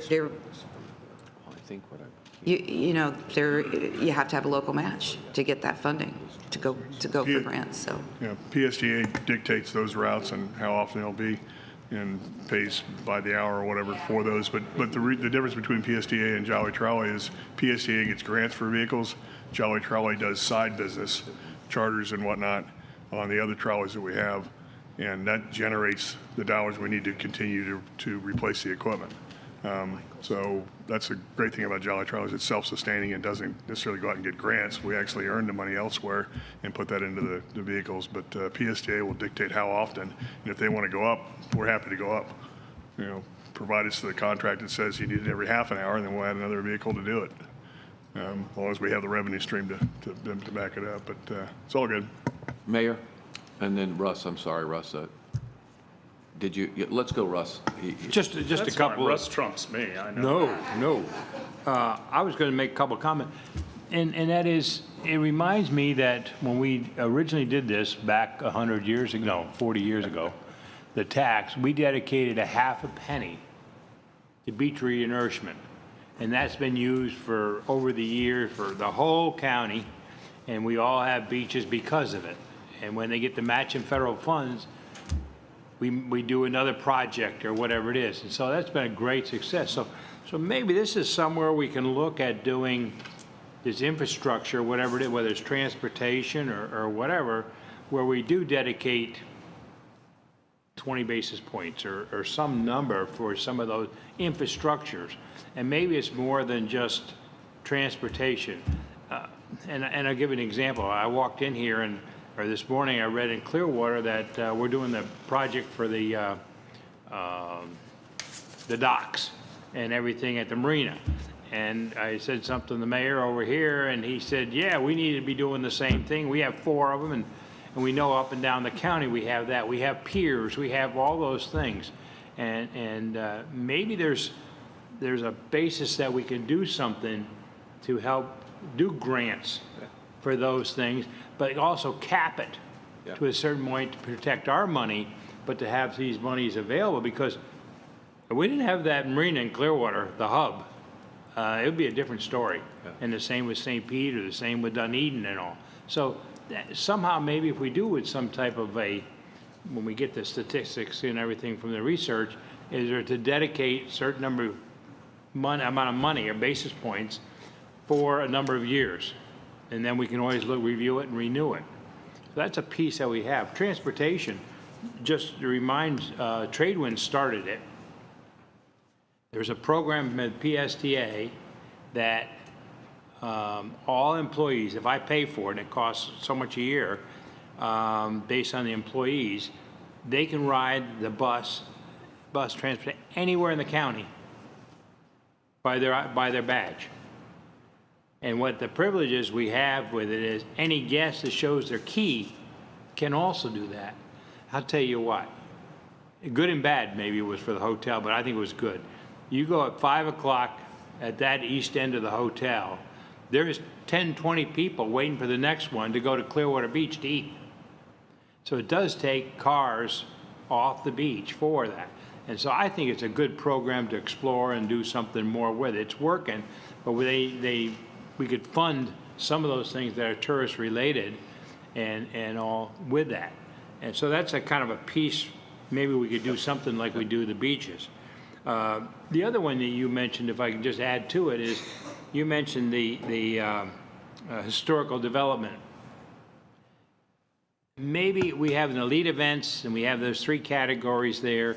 Maybe we could come up with some type of a smaller category, up to $50,000, up to 20, where we dedicate a certain number of dollars and use that for matching grants for some of this stuff, whether it's historical. And I think what reinforces that is Creative Pinellas. Over the years, I can tell you, there was some major battles with the arts that wanted all our money, wanted part of our money. We had meetings for everything. But it finally settled out when we invested in it. It's a great story today. And we don't have to argue about money anymore. So maybe we could do something in that areas too. Yeah. So it could be eco, or it could be like a micro program for some of these programs. And that was just an example I think you used, but there's other things too that maybe we could do. So those are just some comments that I wrote down for our thinking here, but dedicate money for the specific project for a number of years like we do beaches. I like that. I like that. Mayor. Yes. I mean, we are always going to have finite dollars, and one of the things that worries me is opening up additional categories that are too broad. Also, I think all of us from cities are generally pretty good at coming up with capital dollars. It's the O&M that kills you. And I want to make sure we're not putting in new facilities that then are not going to be supported and maintained properly. The concept's good, but if you don't have those O&M dollars behind it, it actually can turn into a disaster. A bad experience for tourists and also a black hole for cities. I think we also need to work on some of the ranking. Steve and I were talking about ROI on a number of things before the meeting started. And, you know, we always have competing interests, competing projects, and there's going to be some subjectivity. But I think if we can hone that a little bit more, that's something I would like to see. Frankly, and what do you mean specifically when you say rankings? All capital projects, I think, we have somewhat of a scoring method, but I think that could be refined more. I mean, we added density out on Clearwater Beach because we had the infrastructure, we met concurrency. I don't know if it's always been the greatest thing for us. We added 2 different pools. One was 600 units originally that went to the Sam Pearl, the Hyatt, and the Wyndham. Those were dynamite. But what we also saw was a trend going away from mid-priced hotels, so we put another whole density pool in. I wanted to put a sunset provision on it so that we didn't have construction forever, which is kind of what we've had. That pool is completely utilized, but it's also been extended through development agreements because every time we have a disaster and the government declares it, the governor, then they get a re-up. And it's created problems. I don't want to get in the weeds. I think we already are there to an extent. But one of the things I want to make sure of is we have a better scoring method to compare projects, because all of them sound great. Yeah. Okay. Yeah, Chuck. Thank you, Chair. I just want to throw cold water on this. We started the Tourist Development Council way back when, long before my time, to put a bed tax in to promote tourism, to get more tourism. And then the big fight, I think it was in the Panhandle somewhere, where a fire department said, well, we have to open up a new station because of all these tourists. And it was an ugly fight. They won, and they got tourist development dollars from that TDC. That kind of opened it up. And here we are today. If we back up the big fight a few years ago on this council, and once again before my time, was, okay, let's just agree that we're going to have a split capital versus advertising and marketing. And that's when we came up with our 60-40 split, which was it was a hard-fought battle on both sides. But that's so. As we're just talking about capital now, of course, it became museums, it became baseball stadiums, it became but they still were related to tourism. And then the big fight in Tallahassee, and I get from a political standpoint, you guys have budgets to fill. From the tourism folks on this council, we say, yeah, but the tourists that we bring in, we saw the numbers today, they're spending an average, what was it, $300 and something a day, but they're paying 6% on top of that go into county and city's coffers. So those tourists are kicking a lot of dollars back in to everybody's budget. But I just want to make sure we don't go too far down the capital to start filling in holes in a mayor's budget or a county commission's budget. And I get it's important. Who doesn't want transportation? My workers need to take the bus because most of them do to work. So I get it. We need plumbing. We need sewer pipes. We need buses. I mean, we can go on and on. I just think we need to just take a breath to be sure. We have this year, we're going to have $70 million next year. We'll have $70 million to spend. Of that 60-40 split, it still needs the baseball stadiums and the museums. So how much is left for some of these new possibilities that that Tallahassee opened up that we can consider? So Mayor brought up a great point, Mayor Kreisman, that you don't have to fund it, you can just allow it. And so we're just acknowledging the state law, but it's still, the mission started with promoting tourism, and I just don't want to forget that, where we started, where our roots are. Thank you, Chuck. And we can continue the conversation. I'm not trying to put a damper on it, but have you seen, as you've been looking over there, the conversation that I'm hearing at all consideration for is, so far has been kind of a transit-oriented, a tourism-oriented transit as a discussion point. I'm not even talking about something that we're officially putting forward. I'm just saying that seems to be spots that I'm hearing. Is that something that qualifies in your thinking under the quote infrastructure? Spot, Of aren't course you? I am. Unfortunately, I have to be the bearer of bad news. It's a lot of great conversation. There might be aspects of certain projects, it's hard to evaluate in a vacuum, that may qualify, but the statute's pretty clear that it's transportation facilities, just like it is sewer and water facilities. It's not the buses, it's the transit centers maybe. We'd have to look at it more closely if a project came forward, but no.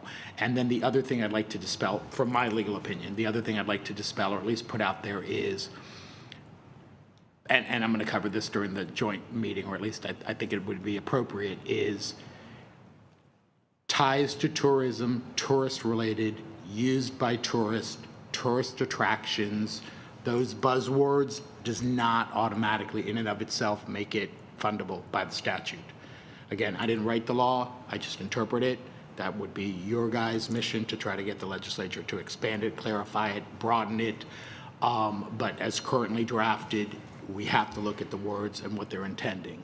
So we have to, but we're limited by that. And we can look at projects as they come in and see if there are pieces of it that maybe we can make the arguments that's defensible and that we can use the monies. But right now, the statute is what it is. So when you hear some of those words associated, while meritorious and makes common sense, just statutorily aren't necessarily in and of itself just because a tourist uses it or just because it's a benefit to tourism or tourist attraction. I like to say the following: Disney World is the ultimate tourist attraction. They don't qualify for tourist development tax dollars. So when you hear that it's a tourist attraction or that's kind of like, I think people get confused as to, oh, we can use, the bed tax makes total sense. And while it might make sense conceptually, as written, the law right now, the legislature was pretty prescriptive as to how you use it. Can you provide that statute to us? You have it, but I'll send it again. It was Thank part you. of your orientation document. Sure. Thank you. Sure. Yeah, I certainly didn't take any time to watch the proceedings in Tallahassee when they were coming up with this stuff. So I don't know what their intent was and how that got translated to words and then how we're interpreting it. So Correct. This things that happen and words are put, and then we may not be interpreting the words that they meant. And so to me, these are things I think are perfectly in that concept, but they may have just been thinking of, I don't know, boat docks as an infrastructure piece that might work, but the boats themselves don't work. I mean, I don't know what, to me, it's all kind of tied together, but I think that's, clearly we need some clarification on that. And so maybe if you're perfectly clear, if you need any council additional, before we get to that Tuesday or that next meeting, and if you're perfectly set, that's fine. But I just want to make sure that conversation, because we'll have that conversation on the 4th, and that'll be a big piece of it. Doreen? So just correct me if I'm wrong. I'm hearing two concepts. Chuck, your ending comment about allowing the plan to include items that have been legislated by the statute change in 2018. Michael, I heard you say early on in the opening of the conversation that in the previous discussion, it would allow that you could leave the plan the way it is, but a project could be brought forward that could utilize the statute, and you could revise the plan based on whether that was a qualifiable item or not at that point. And Yes. I may not have said that clearly, but No, I those think are- that was pretty Instead of accurate. revising Yeah, the right. plan to potentially allow something You can do it that either you way. don't know what it is, you could leave the plan alone and then have a concept brought forward or a proposal brought forward and say, okay, it fits, and we'll accept that and revise the plan accordingly. I think that's fairly a very accurate representation of what I recall the conversation was regarding that the board always has the ability to amend its plan. Now, I will say one thing, just to make clear, it would require a majority plus one vote of the BCC to amend the plan for any reason. So, but you're right, you could either amend it now and have it in the plan and never use it, or you could decide to leave the plan intact, and if a project comes along that you think is viable and that there's support for, you can make the motion, amend the plan, and then fund the project. So either way. Okay, so just rendering an opinion, having sat through some of these conversations in years past, I am a little reluctant personally to make revisions based on potentials that are unknown. I would rather see the plan, to me, that's almost like opening a door that maybe gives people false hope or an unintended impression that the funding is available. So I'd rather see it be something where a viable proposal comes forward and make those amendments at that point in time. Then I'll get to you, Mike. Thank you, Mr. Chairman. Doreen, I agree with what you're saying. I listened to all of these great discussions and comments, and I think all of it is valid in some point. But does it make sense for us to have a smaller group of us tackle this and come back to the larger TDC with some recommendations rather than sit around as a large group and have general discussion? Well, I'm not encouraged right now from what our attorney told us. So there was an interpretation that the state had in their minds about opening something up. And yet, to me, the things that we're talking about make absolutely perfect sense, and we're getting the recommendation that that's probably not intended. So I'm not sure what would be intended. I don't want to create a group to report to this group, to report to the county commission, if we don't have some even, I'm not even saying we want to do it, but some semblance of hope that between their intentions and our wants, that there's anything that we can consider. I don't even know that right now. I'm discouraged by the fact that isn't something that we can look at. So I don't think there's necessarily an appetite here to do sewer plants or pipes that cities have to do. There seems to be some interest on transit. I'm just hearing some interest, but that may not even be allowed. So I'm just not sure what that pool is going to allow, and I think we need some of that guidance. I was just talking to Steve. We have a joint legislative delegation meeting, BCC delegation meeting later in the month. Not that we would be putting forward from the county commission on our list of wants, but just maybe try to get some interpretation from them what they think was meant by that expansion. Because I do think there must be some kind of disconnect going on between what they were thinking, what we're needing, and what the statute says. And I just want to, we need to start getting some clarification about it, because otherwise it just looks good, but we can't do anything that makes sense to us. So did somebody have their hand? I did. Mayor, I know you did. Go ahead.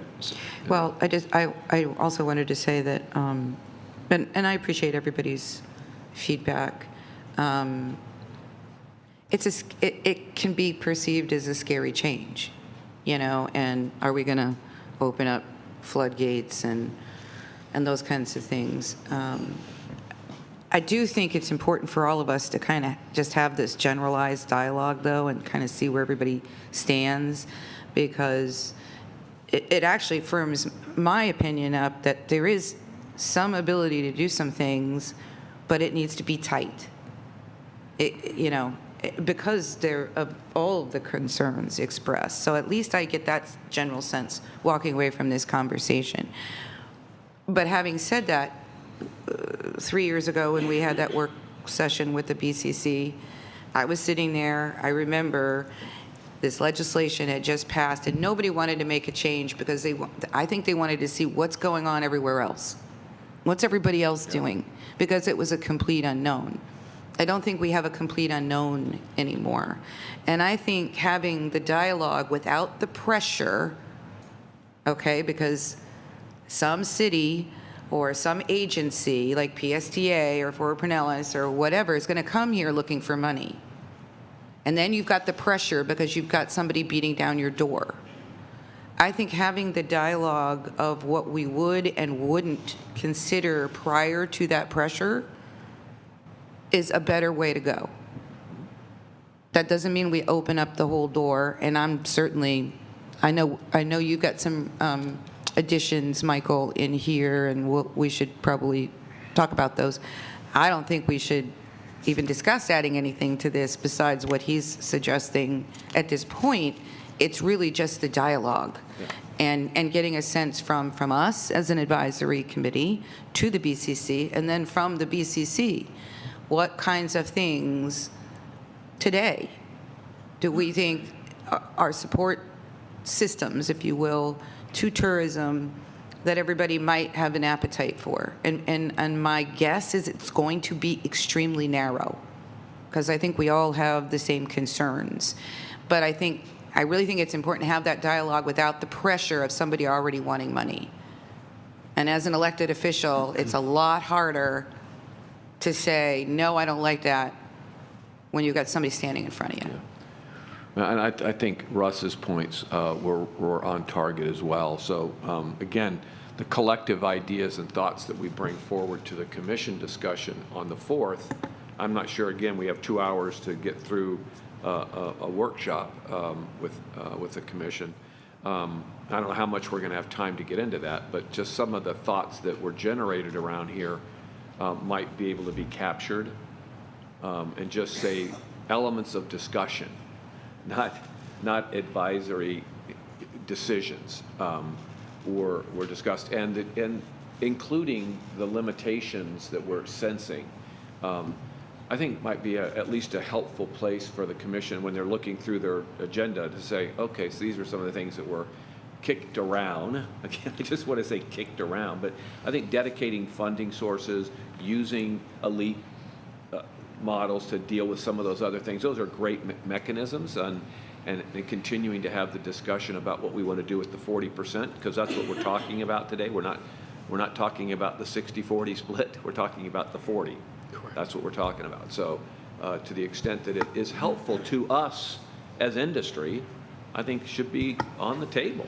I mean, I don't know why anybody would be adverse to it if it's not help, again, to the ranking that Mayor Hibbert talked about. It gets thrown into the ranking stuff, you know what I mean? And maybe we liked some of that, but it just doesn't rise to the level that year, you know? I don't know. But again, that gets way beyond the discussion about what we actually can do. So, but I think all of that needs to be brought to the county commission meeting. Russ? I think also you're having a legislative update to the BCC in November. And in former years, during legislation, we had an update a couple of times. A couple of years ago, we used to do it with Brian. I'm not sure what his last name is, or he's Lowak. Right, but that's his job, as far as I know, monitoring the legislative session. We need those updates, and so maybe there can be something from him or somebody after you're updated in November, that we could be looking in December to tell us what is in jeopardy, what is positive, and all that's going on that the legislators of our local delegation are thinking to help protect our industry or whatever it is too. I think that's that update that we used to do during, and maybe December would be a date to do that. Yeah, I think all the committee meetings are going on now up there because they're starting in January this year instead of March, so it's an earlier start. So a lot of those things are being formulated. I think that's a great idea, Russ, that we bring some of those updates, because they're fluid and they change, and those 3,000 bills that are filed end up being only 100, whatever it turns out to be. So as it relates to this discussion, we're having a meeting with our legislative delegation this month just to go over what the BCC priorities are, and to have some dialogue and to get a sense of what they're tackling in the upcoming session. And I just thought, I said, well, maybe we can just if we have a moment to talk about that interpretation of that statute. I think that's a great idea, Dave. If we have time to do that, I'd like to slip that in and just get their thoughts on it. And if there's something that comes out of it, they said, oh my God, no, we meant that, but it's not clear. Maybe we can clean that up in this session. And I'm really being hopeful. That's a great here. idea. But I think maybe we can do that and see, and then bring that to the discussion in November, and for the joint meeting, and go from there. See where we're at. But I think that's a good idea, Russ. Starting probably in the December meeting, most of all the committee work would have been done. We would have a sense if there's anything related to tourism in there, related to anything we're talking about. Yeah. And then every month while it's in session, like January, there's nothing really. And he might be able to funnel that through to you so he doesn't have to be here. But I think the December meeting might be a good one to have him here. So. Well, and actually, and I believe last year I forwarded a couple of things from the statewide association for CVBs. And so they have a lobbyist. And so they keep us appraised of what tourism-related bills are going on. We just had an update from him the end of last week to say, all right, it's committee session. At this point in time, there's nothing on the horizon, but that's at this point in time. And I know as soon as he gets something, it's in our inbox. And going back to what Melinda brought up, I mean, it would be nice to know if anybody else has moved forward in some of those, your group meetings, your CVBs, with exploring some of the limitations that the statute has allowed. Has anybody come up with anything that has passed the test of time, so to speak? Or?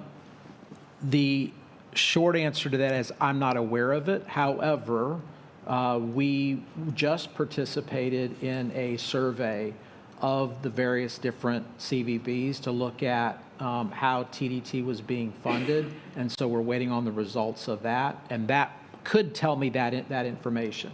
Now, I could also reach out to the bigger counties. Maybe a couple of them, just to see what if they've done anything before we come back to our meeting. Yeah.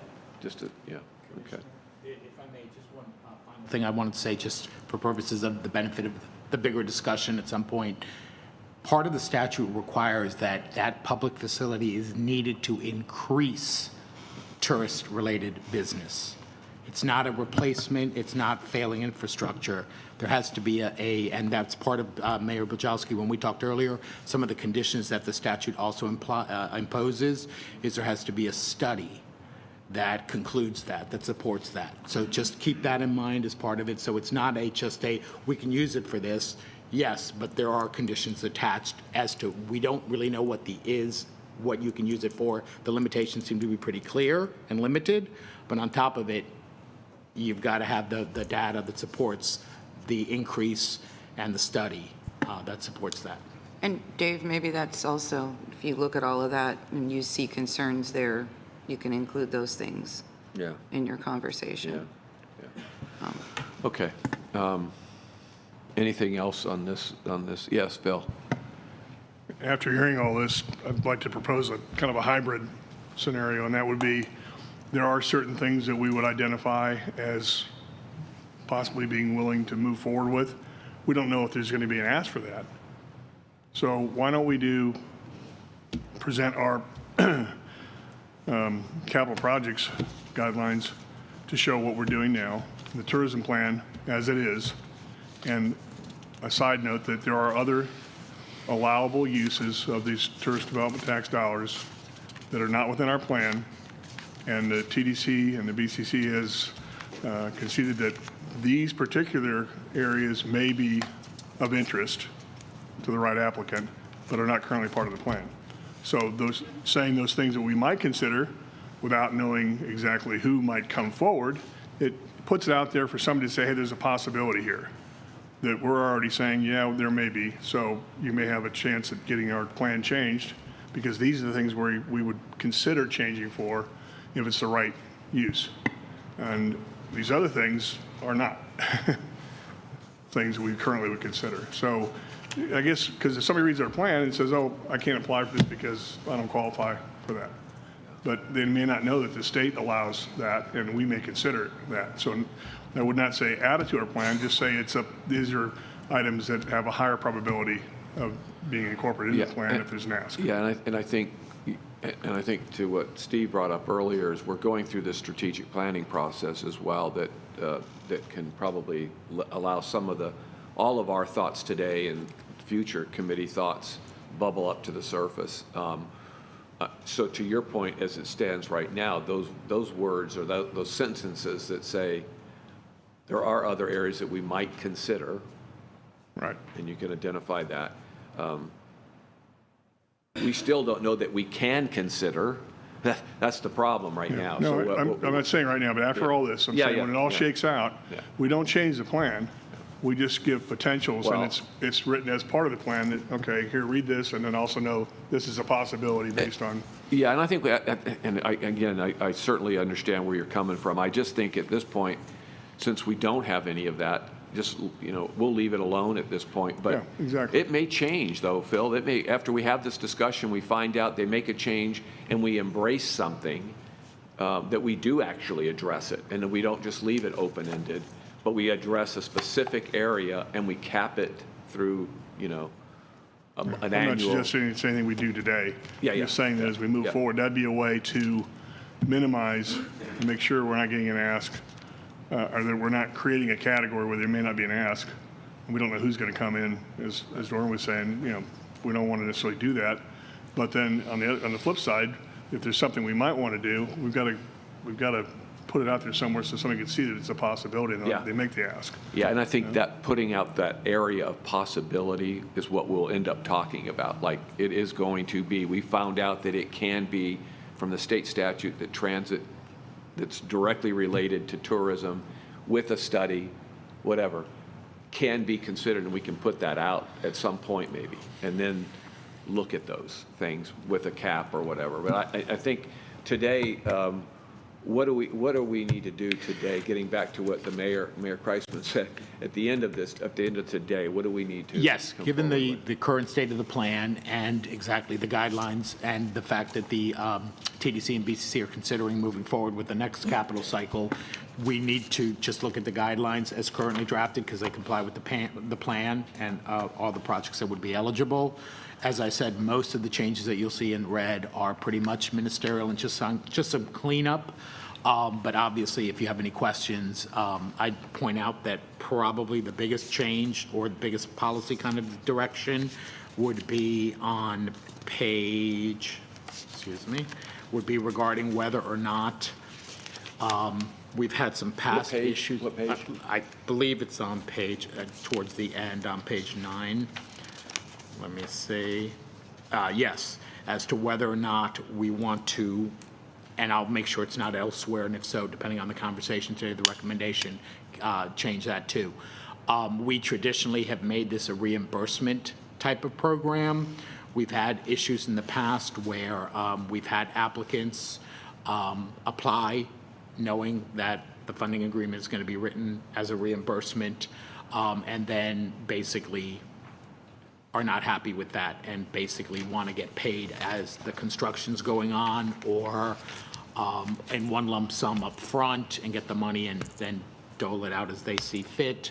And I think there's been discussions in the past with staff and the TDC as well as the BCC that no, this is grant money, you're going to get it at the end once the project's completed, and we're going to do it that way.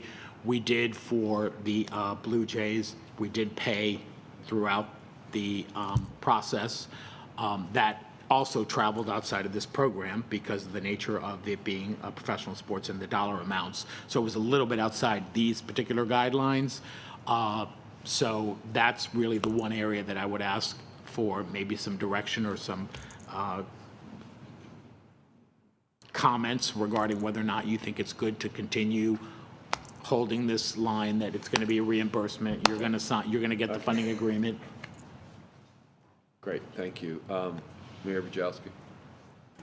While I know our project was unique, I think it depends on the situation, and maybe we leave it flexible based on whatever the funding agreement was negotiated at.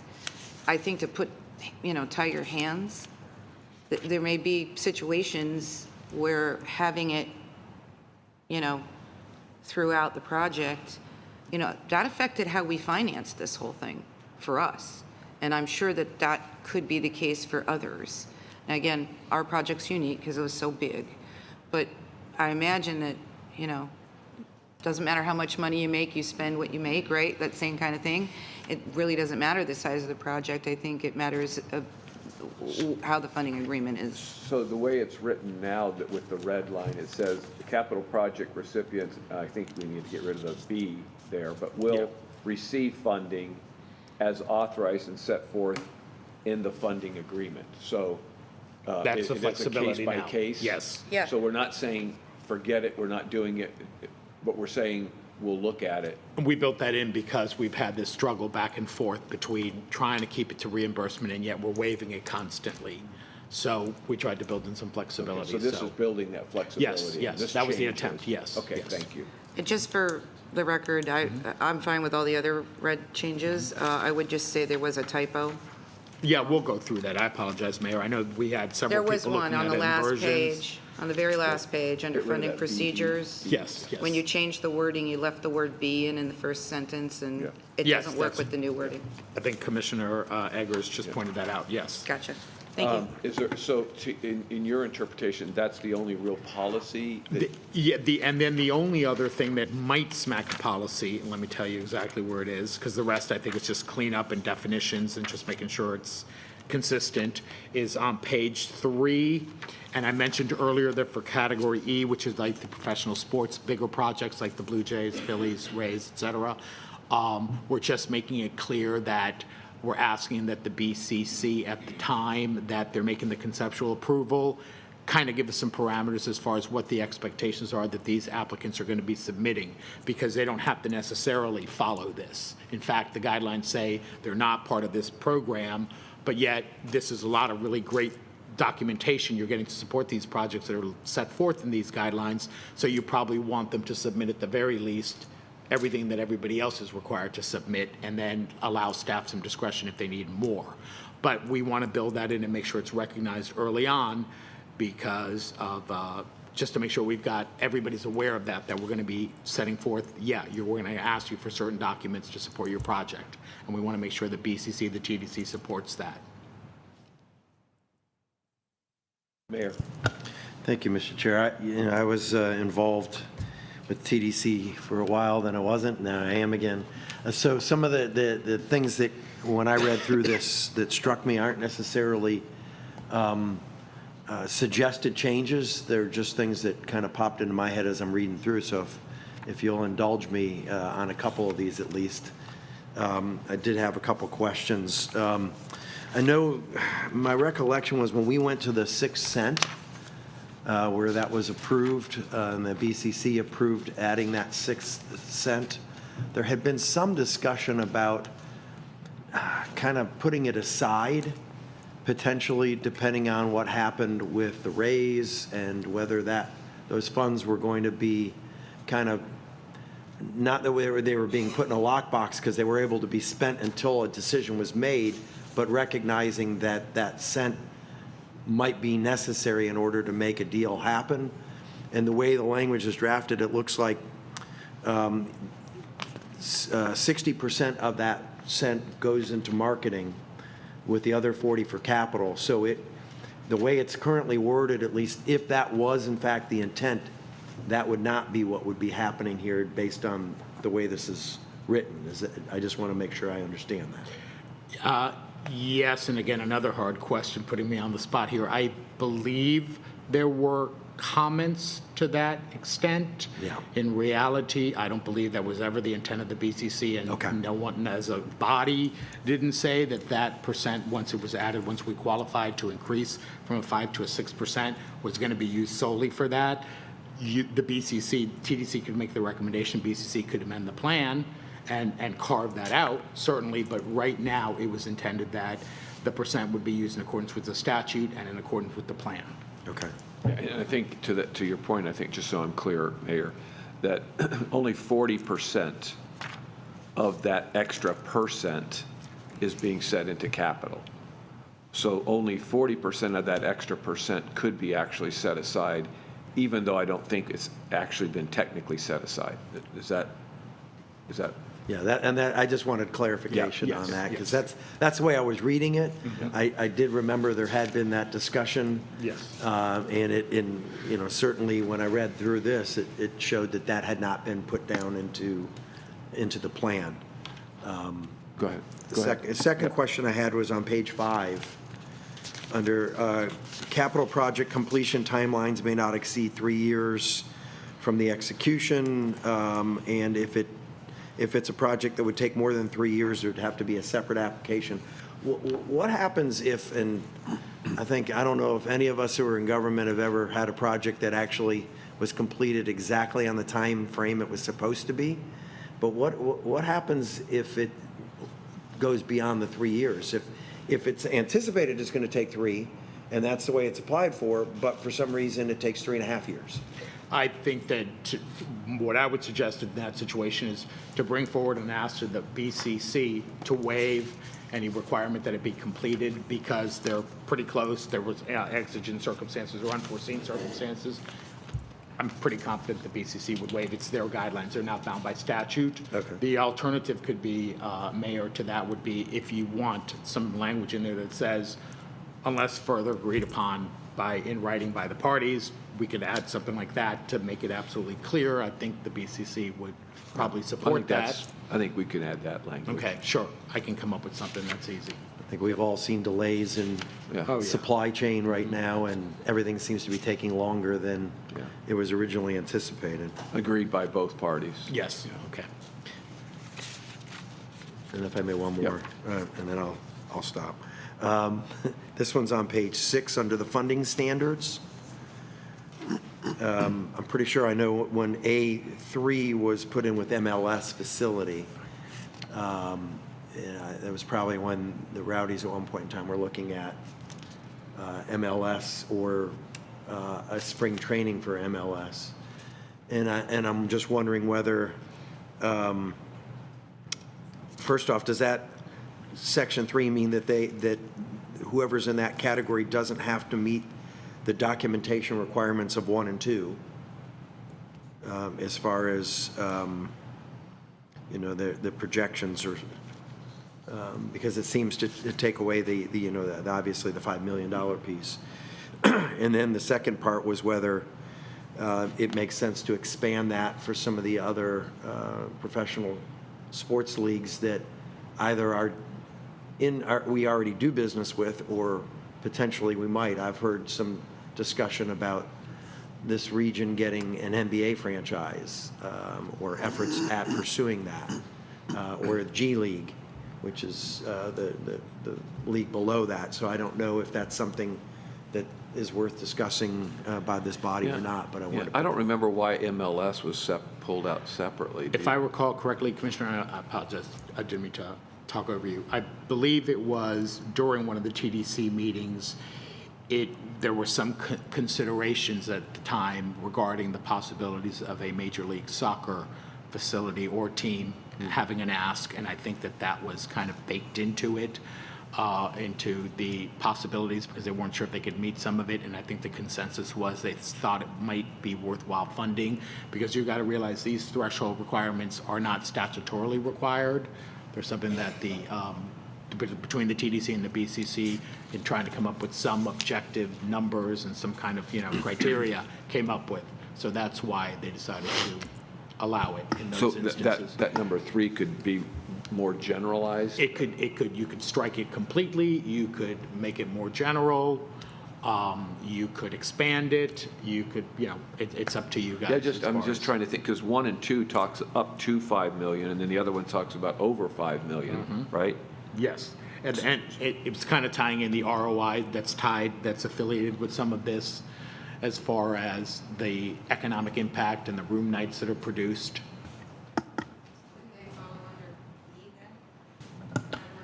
Not necessarily, because the ask doesn't necessarily have to be of a certain dollar amount or category E. It's a professional sports team. So wouldn't that follow under E? Yeah, no, I don't think it's limited to E, and I don't recall the specifics as to why, but I can look at that, and if you guys want to because this is all policy at this point. This isn't any kind of suggestions we're making as far as changes. This is all policy direction if you want to strike 3 or not.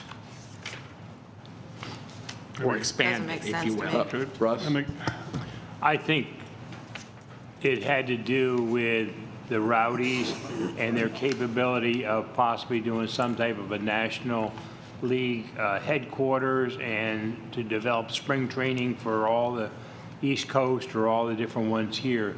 That's what that was at that time in 2018 or whatever.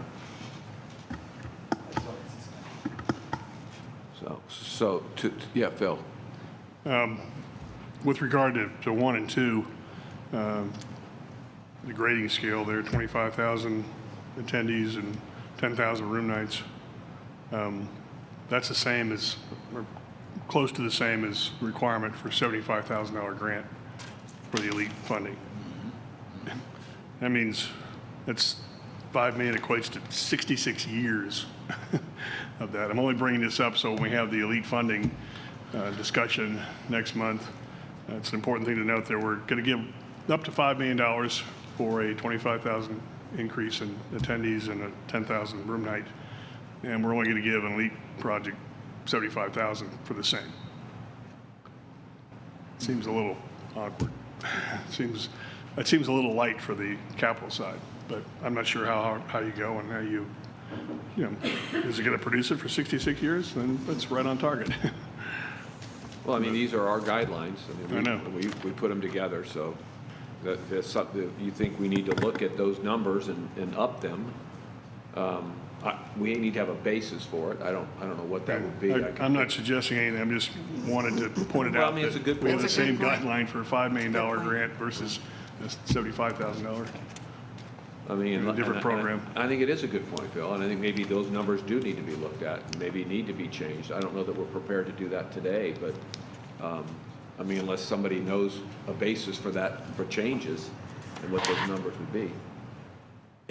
Commissioner, what I was going to bring up is, again, the number there is, 10,000 room nights, but is that on a yearly basis, or is that through the life of the project? You don't get any perspective to it. And then I agree, is that the right number to look at? Is that too low? Is that too high? I don't know, especially compared to other things that It does we say grade. annual. Right there, they're adding that. It does say suggesting we add annual. that. Oh, it does, all right. That change was added to There- reflect exactly Okay. what Phil brought up, the fact that it's basically, it wasn't absolutely clear that you were asking someone who's getting $5 million potentially or more, this to have the same criteria that you were giving someone $75,000 for in a elite event. So to try to fix that, we figured, okay, let's make the recommendation that it be annual, so it's a recurring kind of thing, just like an elite event would have to come and prove those numbers annually. Right. But it still gets to the point that he raised. Yes. That Yes. And that's a whole different That's a discussion. different But I do think discussion, the sure. annual needs to be in there, but Yeah. maybe the levels have to My be. bad, I missed that. No, that's okay. It's all right. Clive had some on the, Oh, I'm sorry, Clyde. Rate of a $200 average rate, that would generate $2 million a year. So the ROI is much quicker on 10,000 room nights, the way I calculate it. So really, you'd have less than a 3-year ROI. revenue, not bed tax. Correct. Yes. Bed tax is 6% of that. But, well, I've got my mic on. One other comment that Mr. Zaz is addressing on page 9, well, back on page 6, it says that the applicant won't get any money until it's the completion and occupancy of the facility, of the project. So if you change something on 9, we need to look at item B, 4B on page 6, because it says, does address the fact that it needs to be complete and occupied before reimbursement. Yeah, you connect the two. And it's mentioned throughout here. Yeah, and he said You'll that he have to was go gonna through the whole change- thing, Michael, to make sure that whatever you do, the Yes, flexibility gets changed everywhere. I appreciate that. We'll make sure to go through it.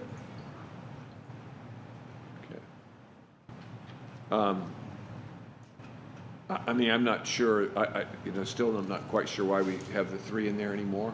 No, and I'm going to look at that just Okay. to see as to the category E question Mayor Bujalski brought up, to see if that negates whether we need to have 3 there or not, and I'll make that recommendation Okay. when I bring it back and let you guys know.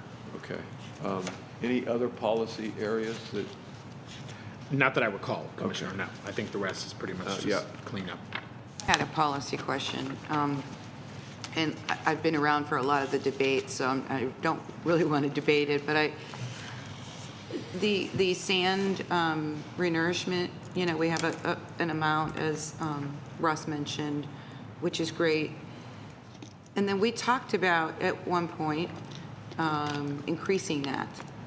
And in that dialogue, as I remember, and I think we did talk about it at the last workshop in 2018, there was some concern, well, there's not enough matching grant money, because I think that's what this is used, is matching grant for beach renourishment and all of that. And I just, I'm just asking, has the thinking changed? Can we do more? Should we do more? How does that get determined? Because that beach renourishment doesn't go through this other thing, so I think it's an internal county process. I can tell you, and I'm not asking for a self-serving purpose, but I could tell you that Dunedin Causeway could seriously use some renourishment. But I would not know the first thing about how do we get considered, and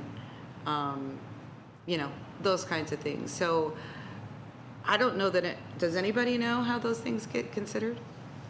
Because it's not in here at all. well, I can tell you that, I've not heard anything from staff that says, for instance, that we could do more quicker if we had more money, matching money. I mean, they've never, again, which question do you ask first? And so if staff comes back and says, well, we renourish so, different parts every year, or we do a certain area, and we need more money for more, matching dollars. But I've never heard that to what you're kind of asking. So I don't know that we've had any shortfall. So maybe you can check But we can certainly look. He'll check for and see. future discussion. Isn't that an Army Corps project? In other words, it starts kind of at the top and trickles down, for lack of a better term. And there's somebody that's tracking that Yeah. carefully, yes. So we'll see if there's any kind of, I think that was like a minimum that we put in. It doesn't, does it say minimum, or does it say No, fixed? it's fixed. Okay. It builds. You put in this $3 million, does it? whatever, a year. I thought but it was fixed. When we have usually more than what the grant is, and there's a cycle so many Yeah. years. They come and do a report Yeah. to this group, they will, the county person Yeah. for beaches Yeah. and shores. It's a great report to see. Phil? Can we ask Jim if he can tell us what the current pool of beach nourishment funding is? Because he's the numbers guy that knows. Yes, you can ask me, but I don't know. It's in our Oh, capital you're in rare budget. form today. It's in our capital budget, and it's a figure that I can get for you. And I think they have provided an update, a regular update on what the current balance is. We can give as much as we want. It's part of the budget process that we all go through each year. And we've typically done the cash equivalent of 0.5% of the tourist development, or half of 1% of the TDT. So it is a figure that is budget, and it can go higher than that because the statute doesn't restrict it from going higher than that. It's just, that's what we've done, because initially I think it was half of the 3% was dedicated to that, but when we redid it with the 60-40 split, we took that out. And but we kept the intention of what the BCC has always wanted to do, and to provide at least that amount of money to the beach project. So if the TDC recommends to the BCC and the BCC approves a higher amount or a lower amount, that's what we would put in the budget. So does that need to be cleaned up here? No, I don't think so. I think for me, I'm not trying to suggest a change, but we never talk about beach renourishment, ever. And we never talk about what are the projects that are being done, what are the projects being needed. And so I think it would Well, be we can, helpful. to Russ's point, we can certainly have somebody come here and to one of our meetings and talk to us about it. I mean, we need to know, should we be applying more, I think? Or is this adequate? I don't believe that we're spending the amount each year that we Put are aside. providing to the capital fund. It is accumulating as a reserve for future projects because Right. some years they'll have, Bigger a needs much than larger others. need to match an Army Corps grant than what we would provide in a particular year. And then the next year they would have virtually none that they would need to pull out. So And it that's is a my changing question, thing. really. I mean, could there be more things we could be doing if we're not spending all our money that particular year? I don't know, but Yeah.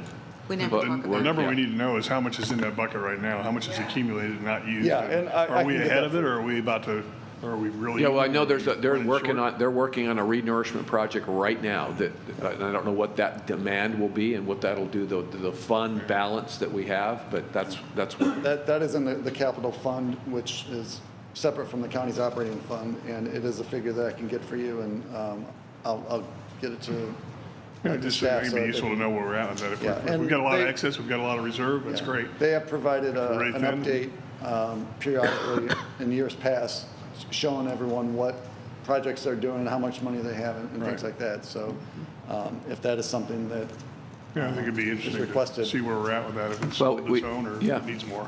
we certainly have the other capital projects down here that we're anticipating, that we could,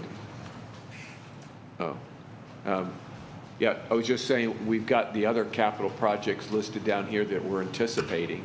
So we could possibly see what the county is, where they're anticipating the projects to come in at for beach renourishment. They may know that, they may not know that, just so that, again, for communication purposes, maybe. Yes, and the reason why they're not included on here is because we send that money to the capital fund, so it goes out of the. Understand. And so it's not part of the fund balance at the end of the year. It is considered spent in the TDT fund, but it is. Yeah, it is it saved. won't balance here, so. Correct. Yeah, so if we could add a line or something outside the. Yep. That just says when we're anticipating in the, Yeah, fund and they would balance. be able to provide a much better, Yeah. more detail of planned beach projects and things like that. Yeah. And as well as the accumulated fund balance. Yeah, be great. A comment on that. I know that the county representative for the beach always comes to the BCC meetings, and it was Andy Squires, but I think he's still in that position. So he's giving the Big C the monthly updates on beach nourishment. And Well, it's there. so that would be something, I don't know that we would need monthly, but certainly he could provide that information on a periodic basis. Yeah, it's a substantial sum of money that's spent that we fund, that we recommend funding out of the TDC fund. So I think it's legitimate to understand that. Absolutely. And Mayor, did you have something? Yeah. I did, it was unrelated to beach nourishment. Okay, though, so any I other don't- questions on the nourishment thing? Okay. go ahead. Just one other question on, and this is on the rating criteria on page 9 in particular. Number E, or letter E, talks about the extent that the project achieves geographic distribution of funding. I'm just trying to understand what that means. So, for example, whether it's the Blue Jays or the Phillies is getting a funding, does that mean, or the Museum of History, that it has an impact on the entire county? Is that what that's implying? I believe that was added with the intention of making sure that projects were distributed geographically throughout the county.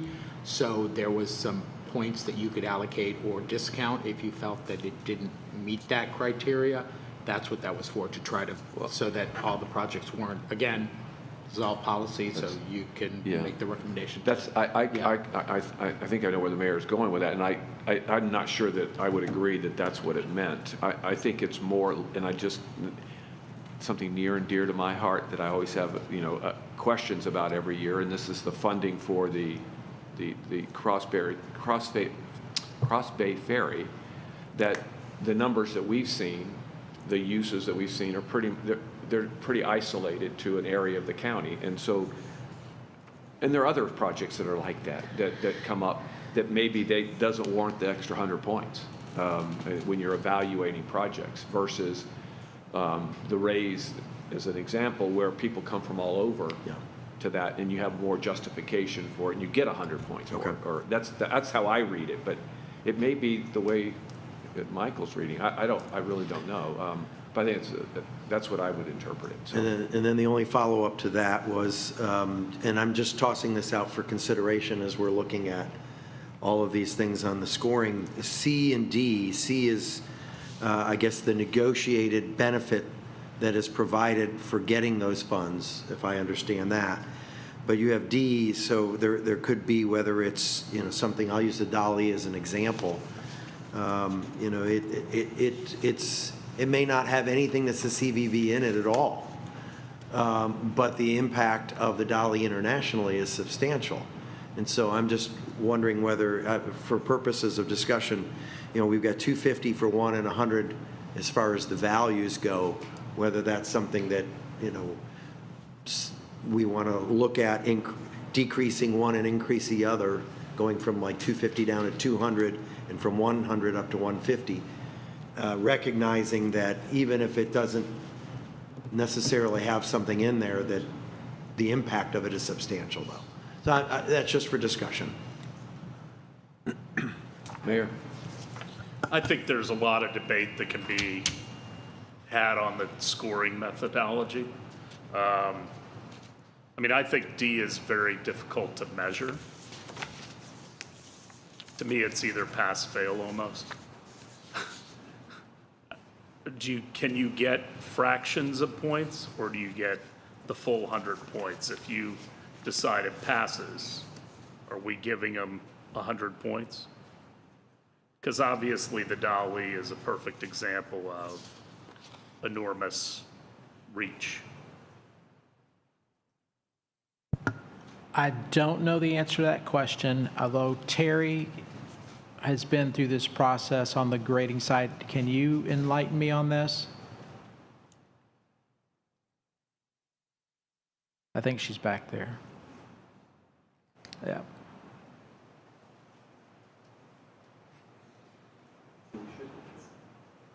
Well, I thought we were. And then, Hello? Is that good? Do I have to press anything? You're on. Go ahead. Okay. I do believe that it's the degree that it achieves that, so it could be less points or it could be the full 100 points. A maximum then of 100 points. Mm-hmm. Okay. Thanks, Terry. Yeah. I'd be happy to support that because I will say to you, that 100 point, I remember, Phil, you were in the group. I remember that whole debate about having that there. And take no offense from this, but we know St. Pete gets funding for everything. So it was absolutely about, you are, it's a North County project, or it's a St. Pete Beach project, or and they never get anything. And yeah, that is what that 100 points was there for. You mean it, South Georgia project? So I just have this thing.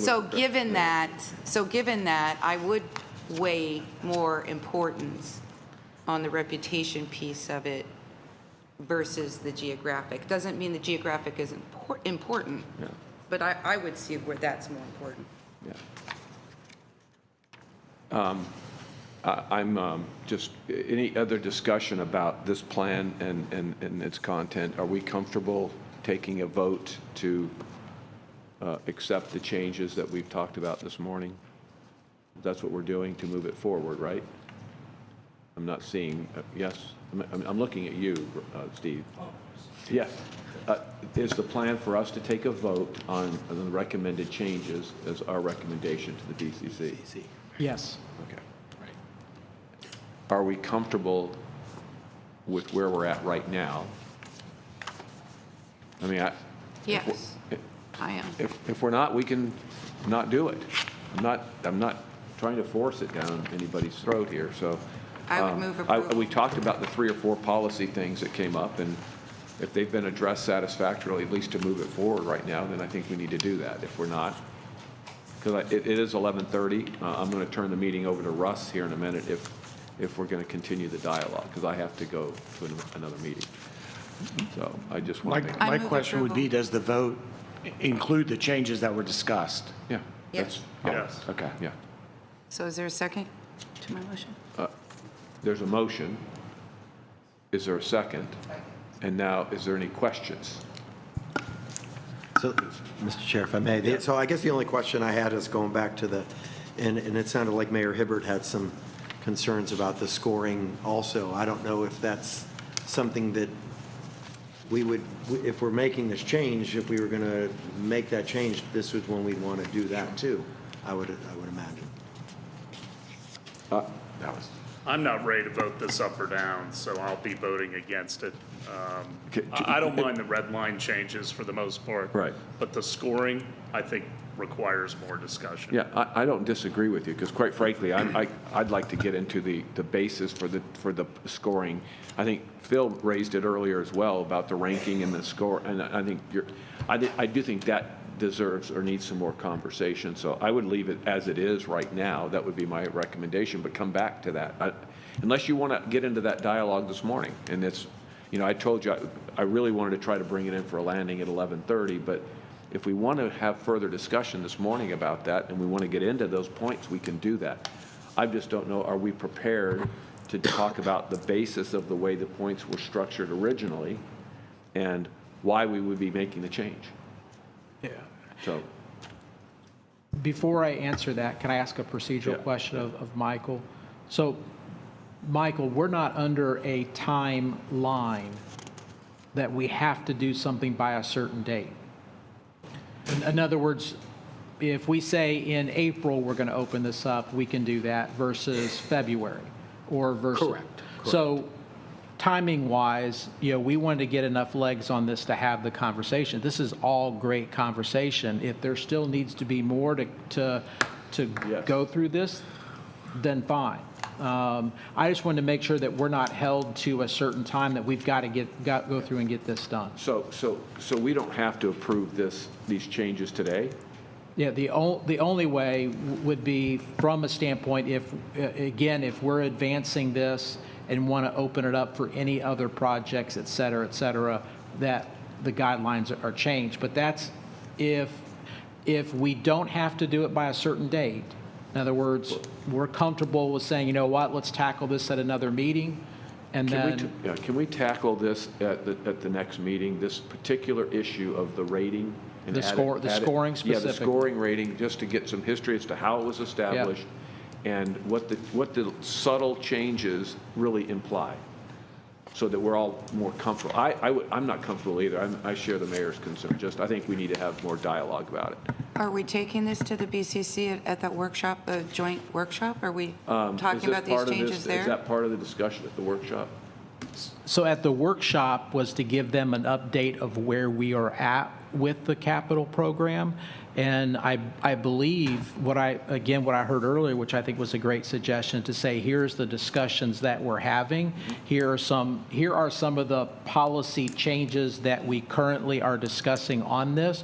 At that point, we've got another area that we want to just address, which is the scoring. Is there anything from the commission standpoint that is a concern with them? Gotcha. So it's more of that update. Yeah. All And right. then kind of what's happening is. And then we would be addressing the scoring thing again at our next meeting, which would be. Then I'll withdraw Yeah. my motion. So we don't really need to take a vote on the item. Commissioner, do you want me to go ahead? I'm confused. Do you want me to go ahead and accept the red line changes, and then we're going to continue the dialogue? Yes. And distribute Yeah, for I'm that hearing, rating I'm hearing piece? acceptance on the red line changes. Okay, okay. But we're That's what I not, wanna make again, sure so there you was can move forward with a consensus. cleaner copy. Gotcha. For discussion on the ratings. Okay. And anything else that crops up, that we might want to relook, that we've just said okay to. That's okay, I mean, let's, these aren't, nothing is in concrete is when we leave here. Yes, Phil? One more item to be discussed possibly is the change from requirement return on investment of the bed tax dollars. I don't know where that is exactly, but there's something that changed just, they took Funding. out a requirement of return on investment, and I think maybe that needs a little more discussion as well. Where's that? I'm trying to find it again. Is that funding standards on page 6? Tourism economic benefits as opposed to, okay, it's page 3 toward the bottom of the capital project. Significant tourism economic benefit is added instead of return on investment to bed taxes. So I think that might warrant a little further discussion before we, not at this time, but if we're going to discuss scoring, this is kind of scoring as well. It's like, okay, what's the return? You talked about under the definitions? Yes. Just says provides a significant tourism benefit. Right. That's, as defined in these guidelines. yeah, the definition of it, Phil, just for, the reason that was made, that change was to encapsulate the fact that it does include the return on bed tax as well as other Okay. intangibles, but it is defined in there. That's why we tried to make it consistent. Okay. Okay. I mean, it doesn't require a certain return on investment. So it kind of eliminates that, and I kind of know where that's going, but I just wanted to bring it up and make sure everybody's all right with that. Well, we can talk about that. Yeah, that's what I'm saying. When we It's one have of the those items. discussion. We're not going to solidify, so red line changes, Yeah. Yeah. except we're still going to talk about scoring, and we may want to talk about how that That's reads. fine. We can add that to the conversation at our November meeting. Can we have the discussion then about the sand as well, the beach renourishment? Because, I mean, I'd like to understand if we have enough, if we're setting enough aside, because that would be a part of this. Yeah, I mean, again, I don't know if it's part of the guidelines, but we could certainly look at it.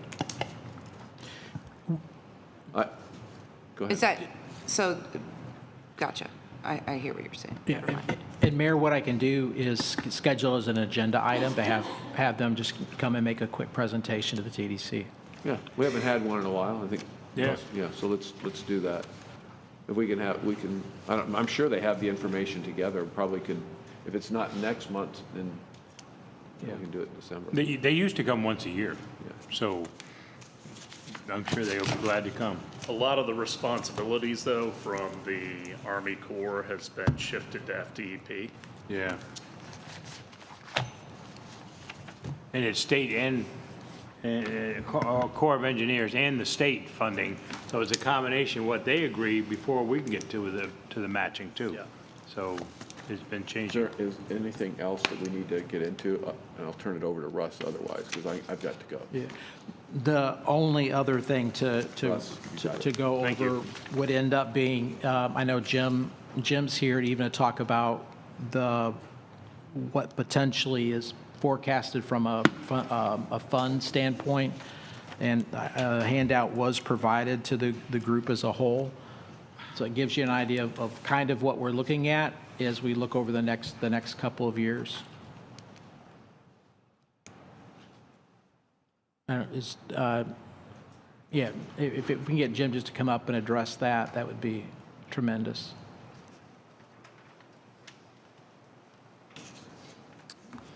Well, everyone should have a copy of the forecast that I put together for the capital portion of the funds. Right now, we don't have any commitments other than the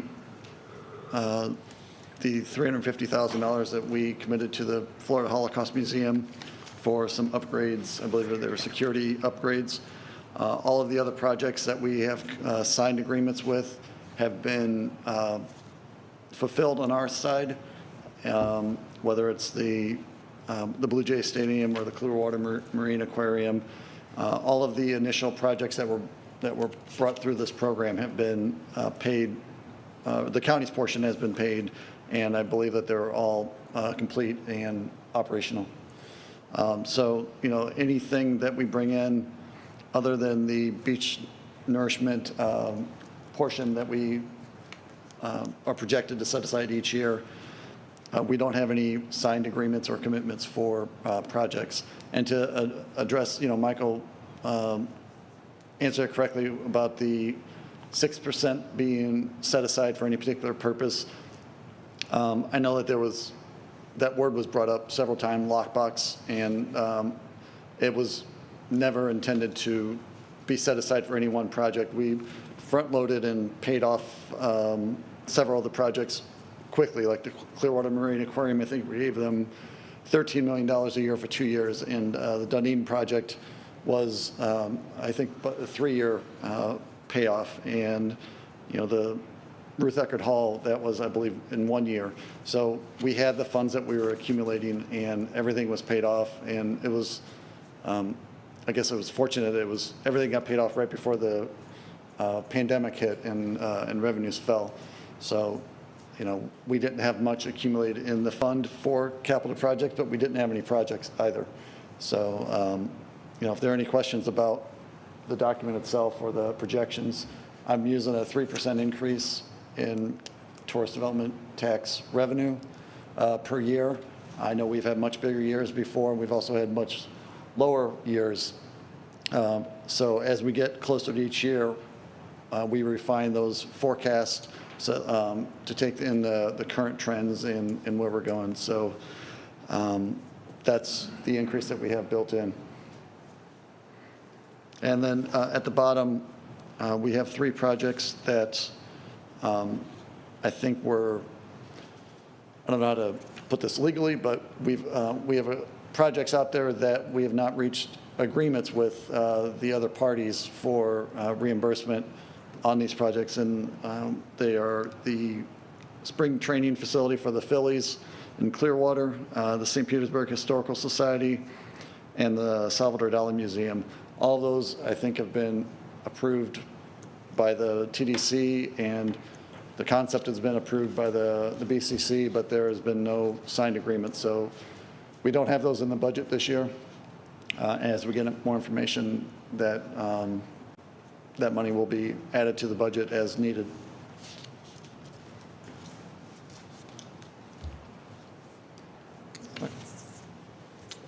Great, thank you, Jim. Questions for Jim? I did question him on how he came up with the revenue number. So I'm glad to see he's being conservative, because while we've had the double-digit increases, I don't think it's a sustainable number until we can kind of see how things are going to shake out going into 22. If we happen to see the revenues are way north of that, then I know he will adjust accordingly. And this, as you can see, this is projecting we would have $239 million in available funds in the capital program at the end of FY30. So September of 2030, that's what we're projecting at a 3% growth. Now, if we do add the Phillies project in there, that would take it down by, whatever the number ends up being for the final approval. Same with the Historical Society and the museum. So, we have $40 million in there because that's what was requested by the Phillies, but I know that there's a discussion going on what is actually eligible for TDT reimbursement.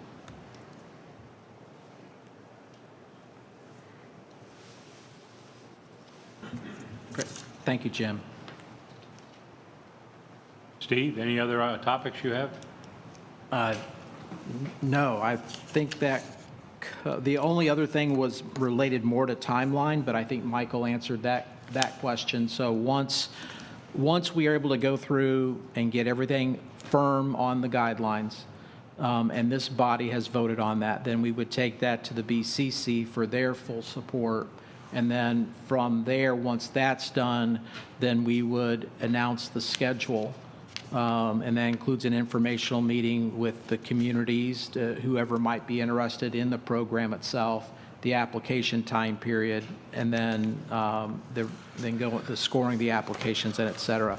I did want to mention that an RFP was sent out to look at a firm to help in evaluating the applications and looking at the economics and the impacts of said projects.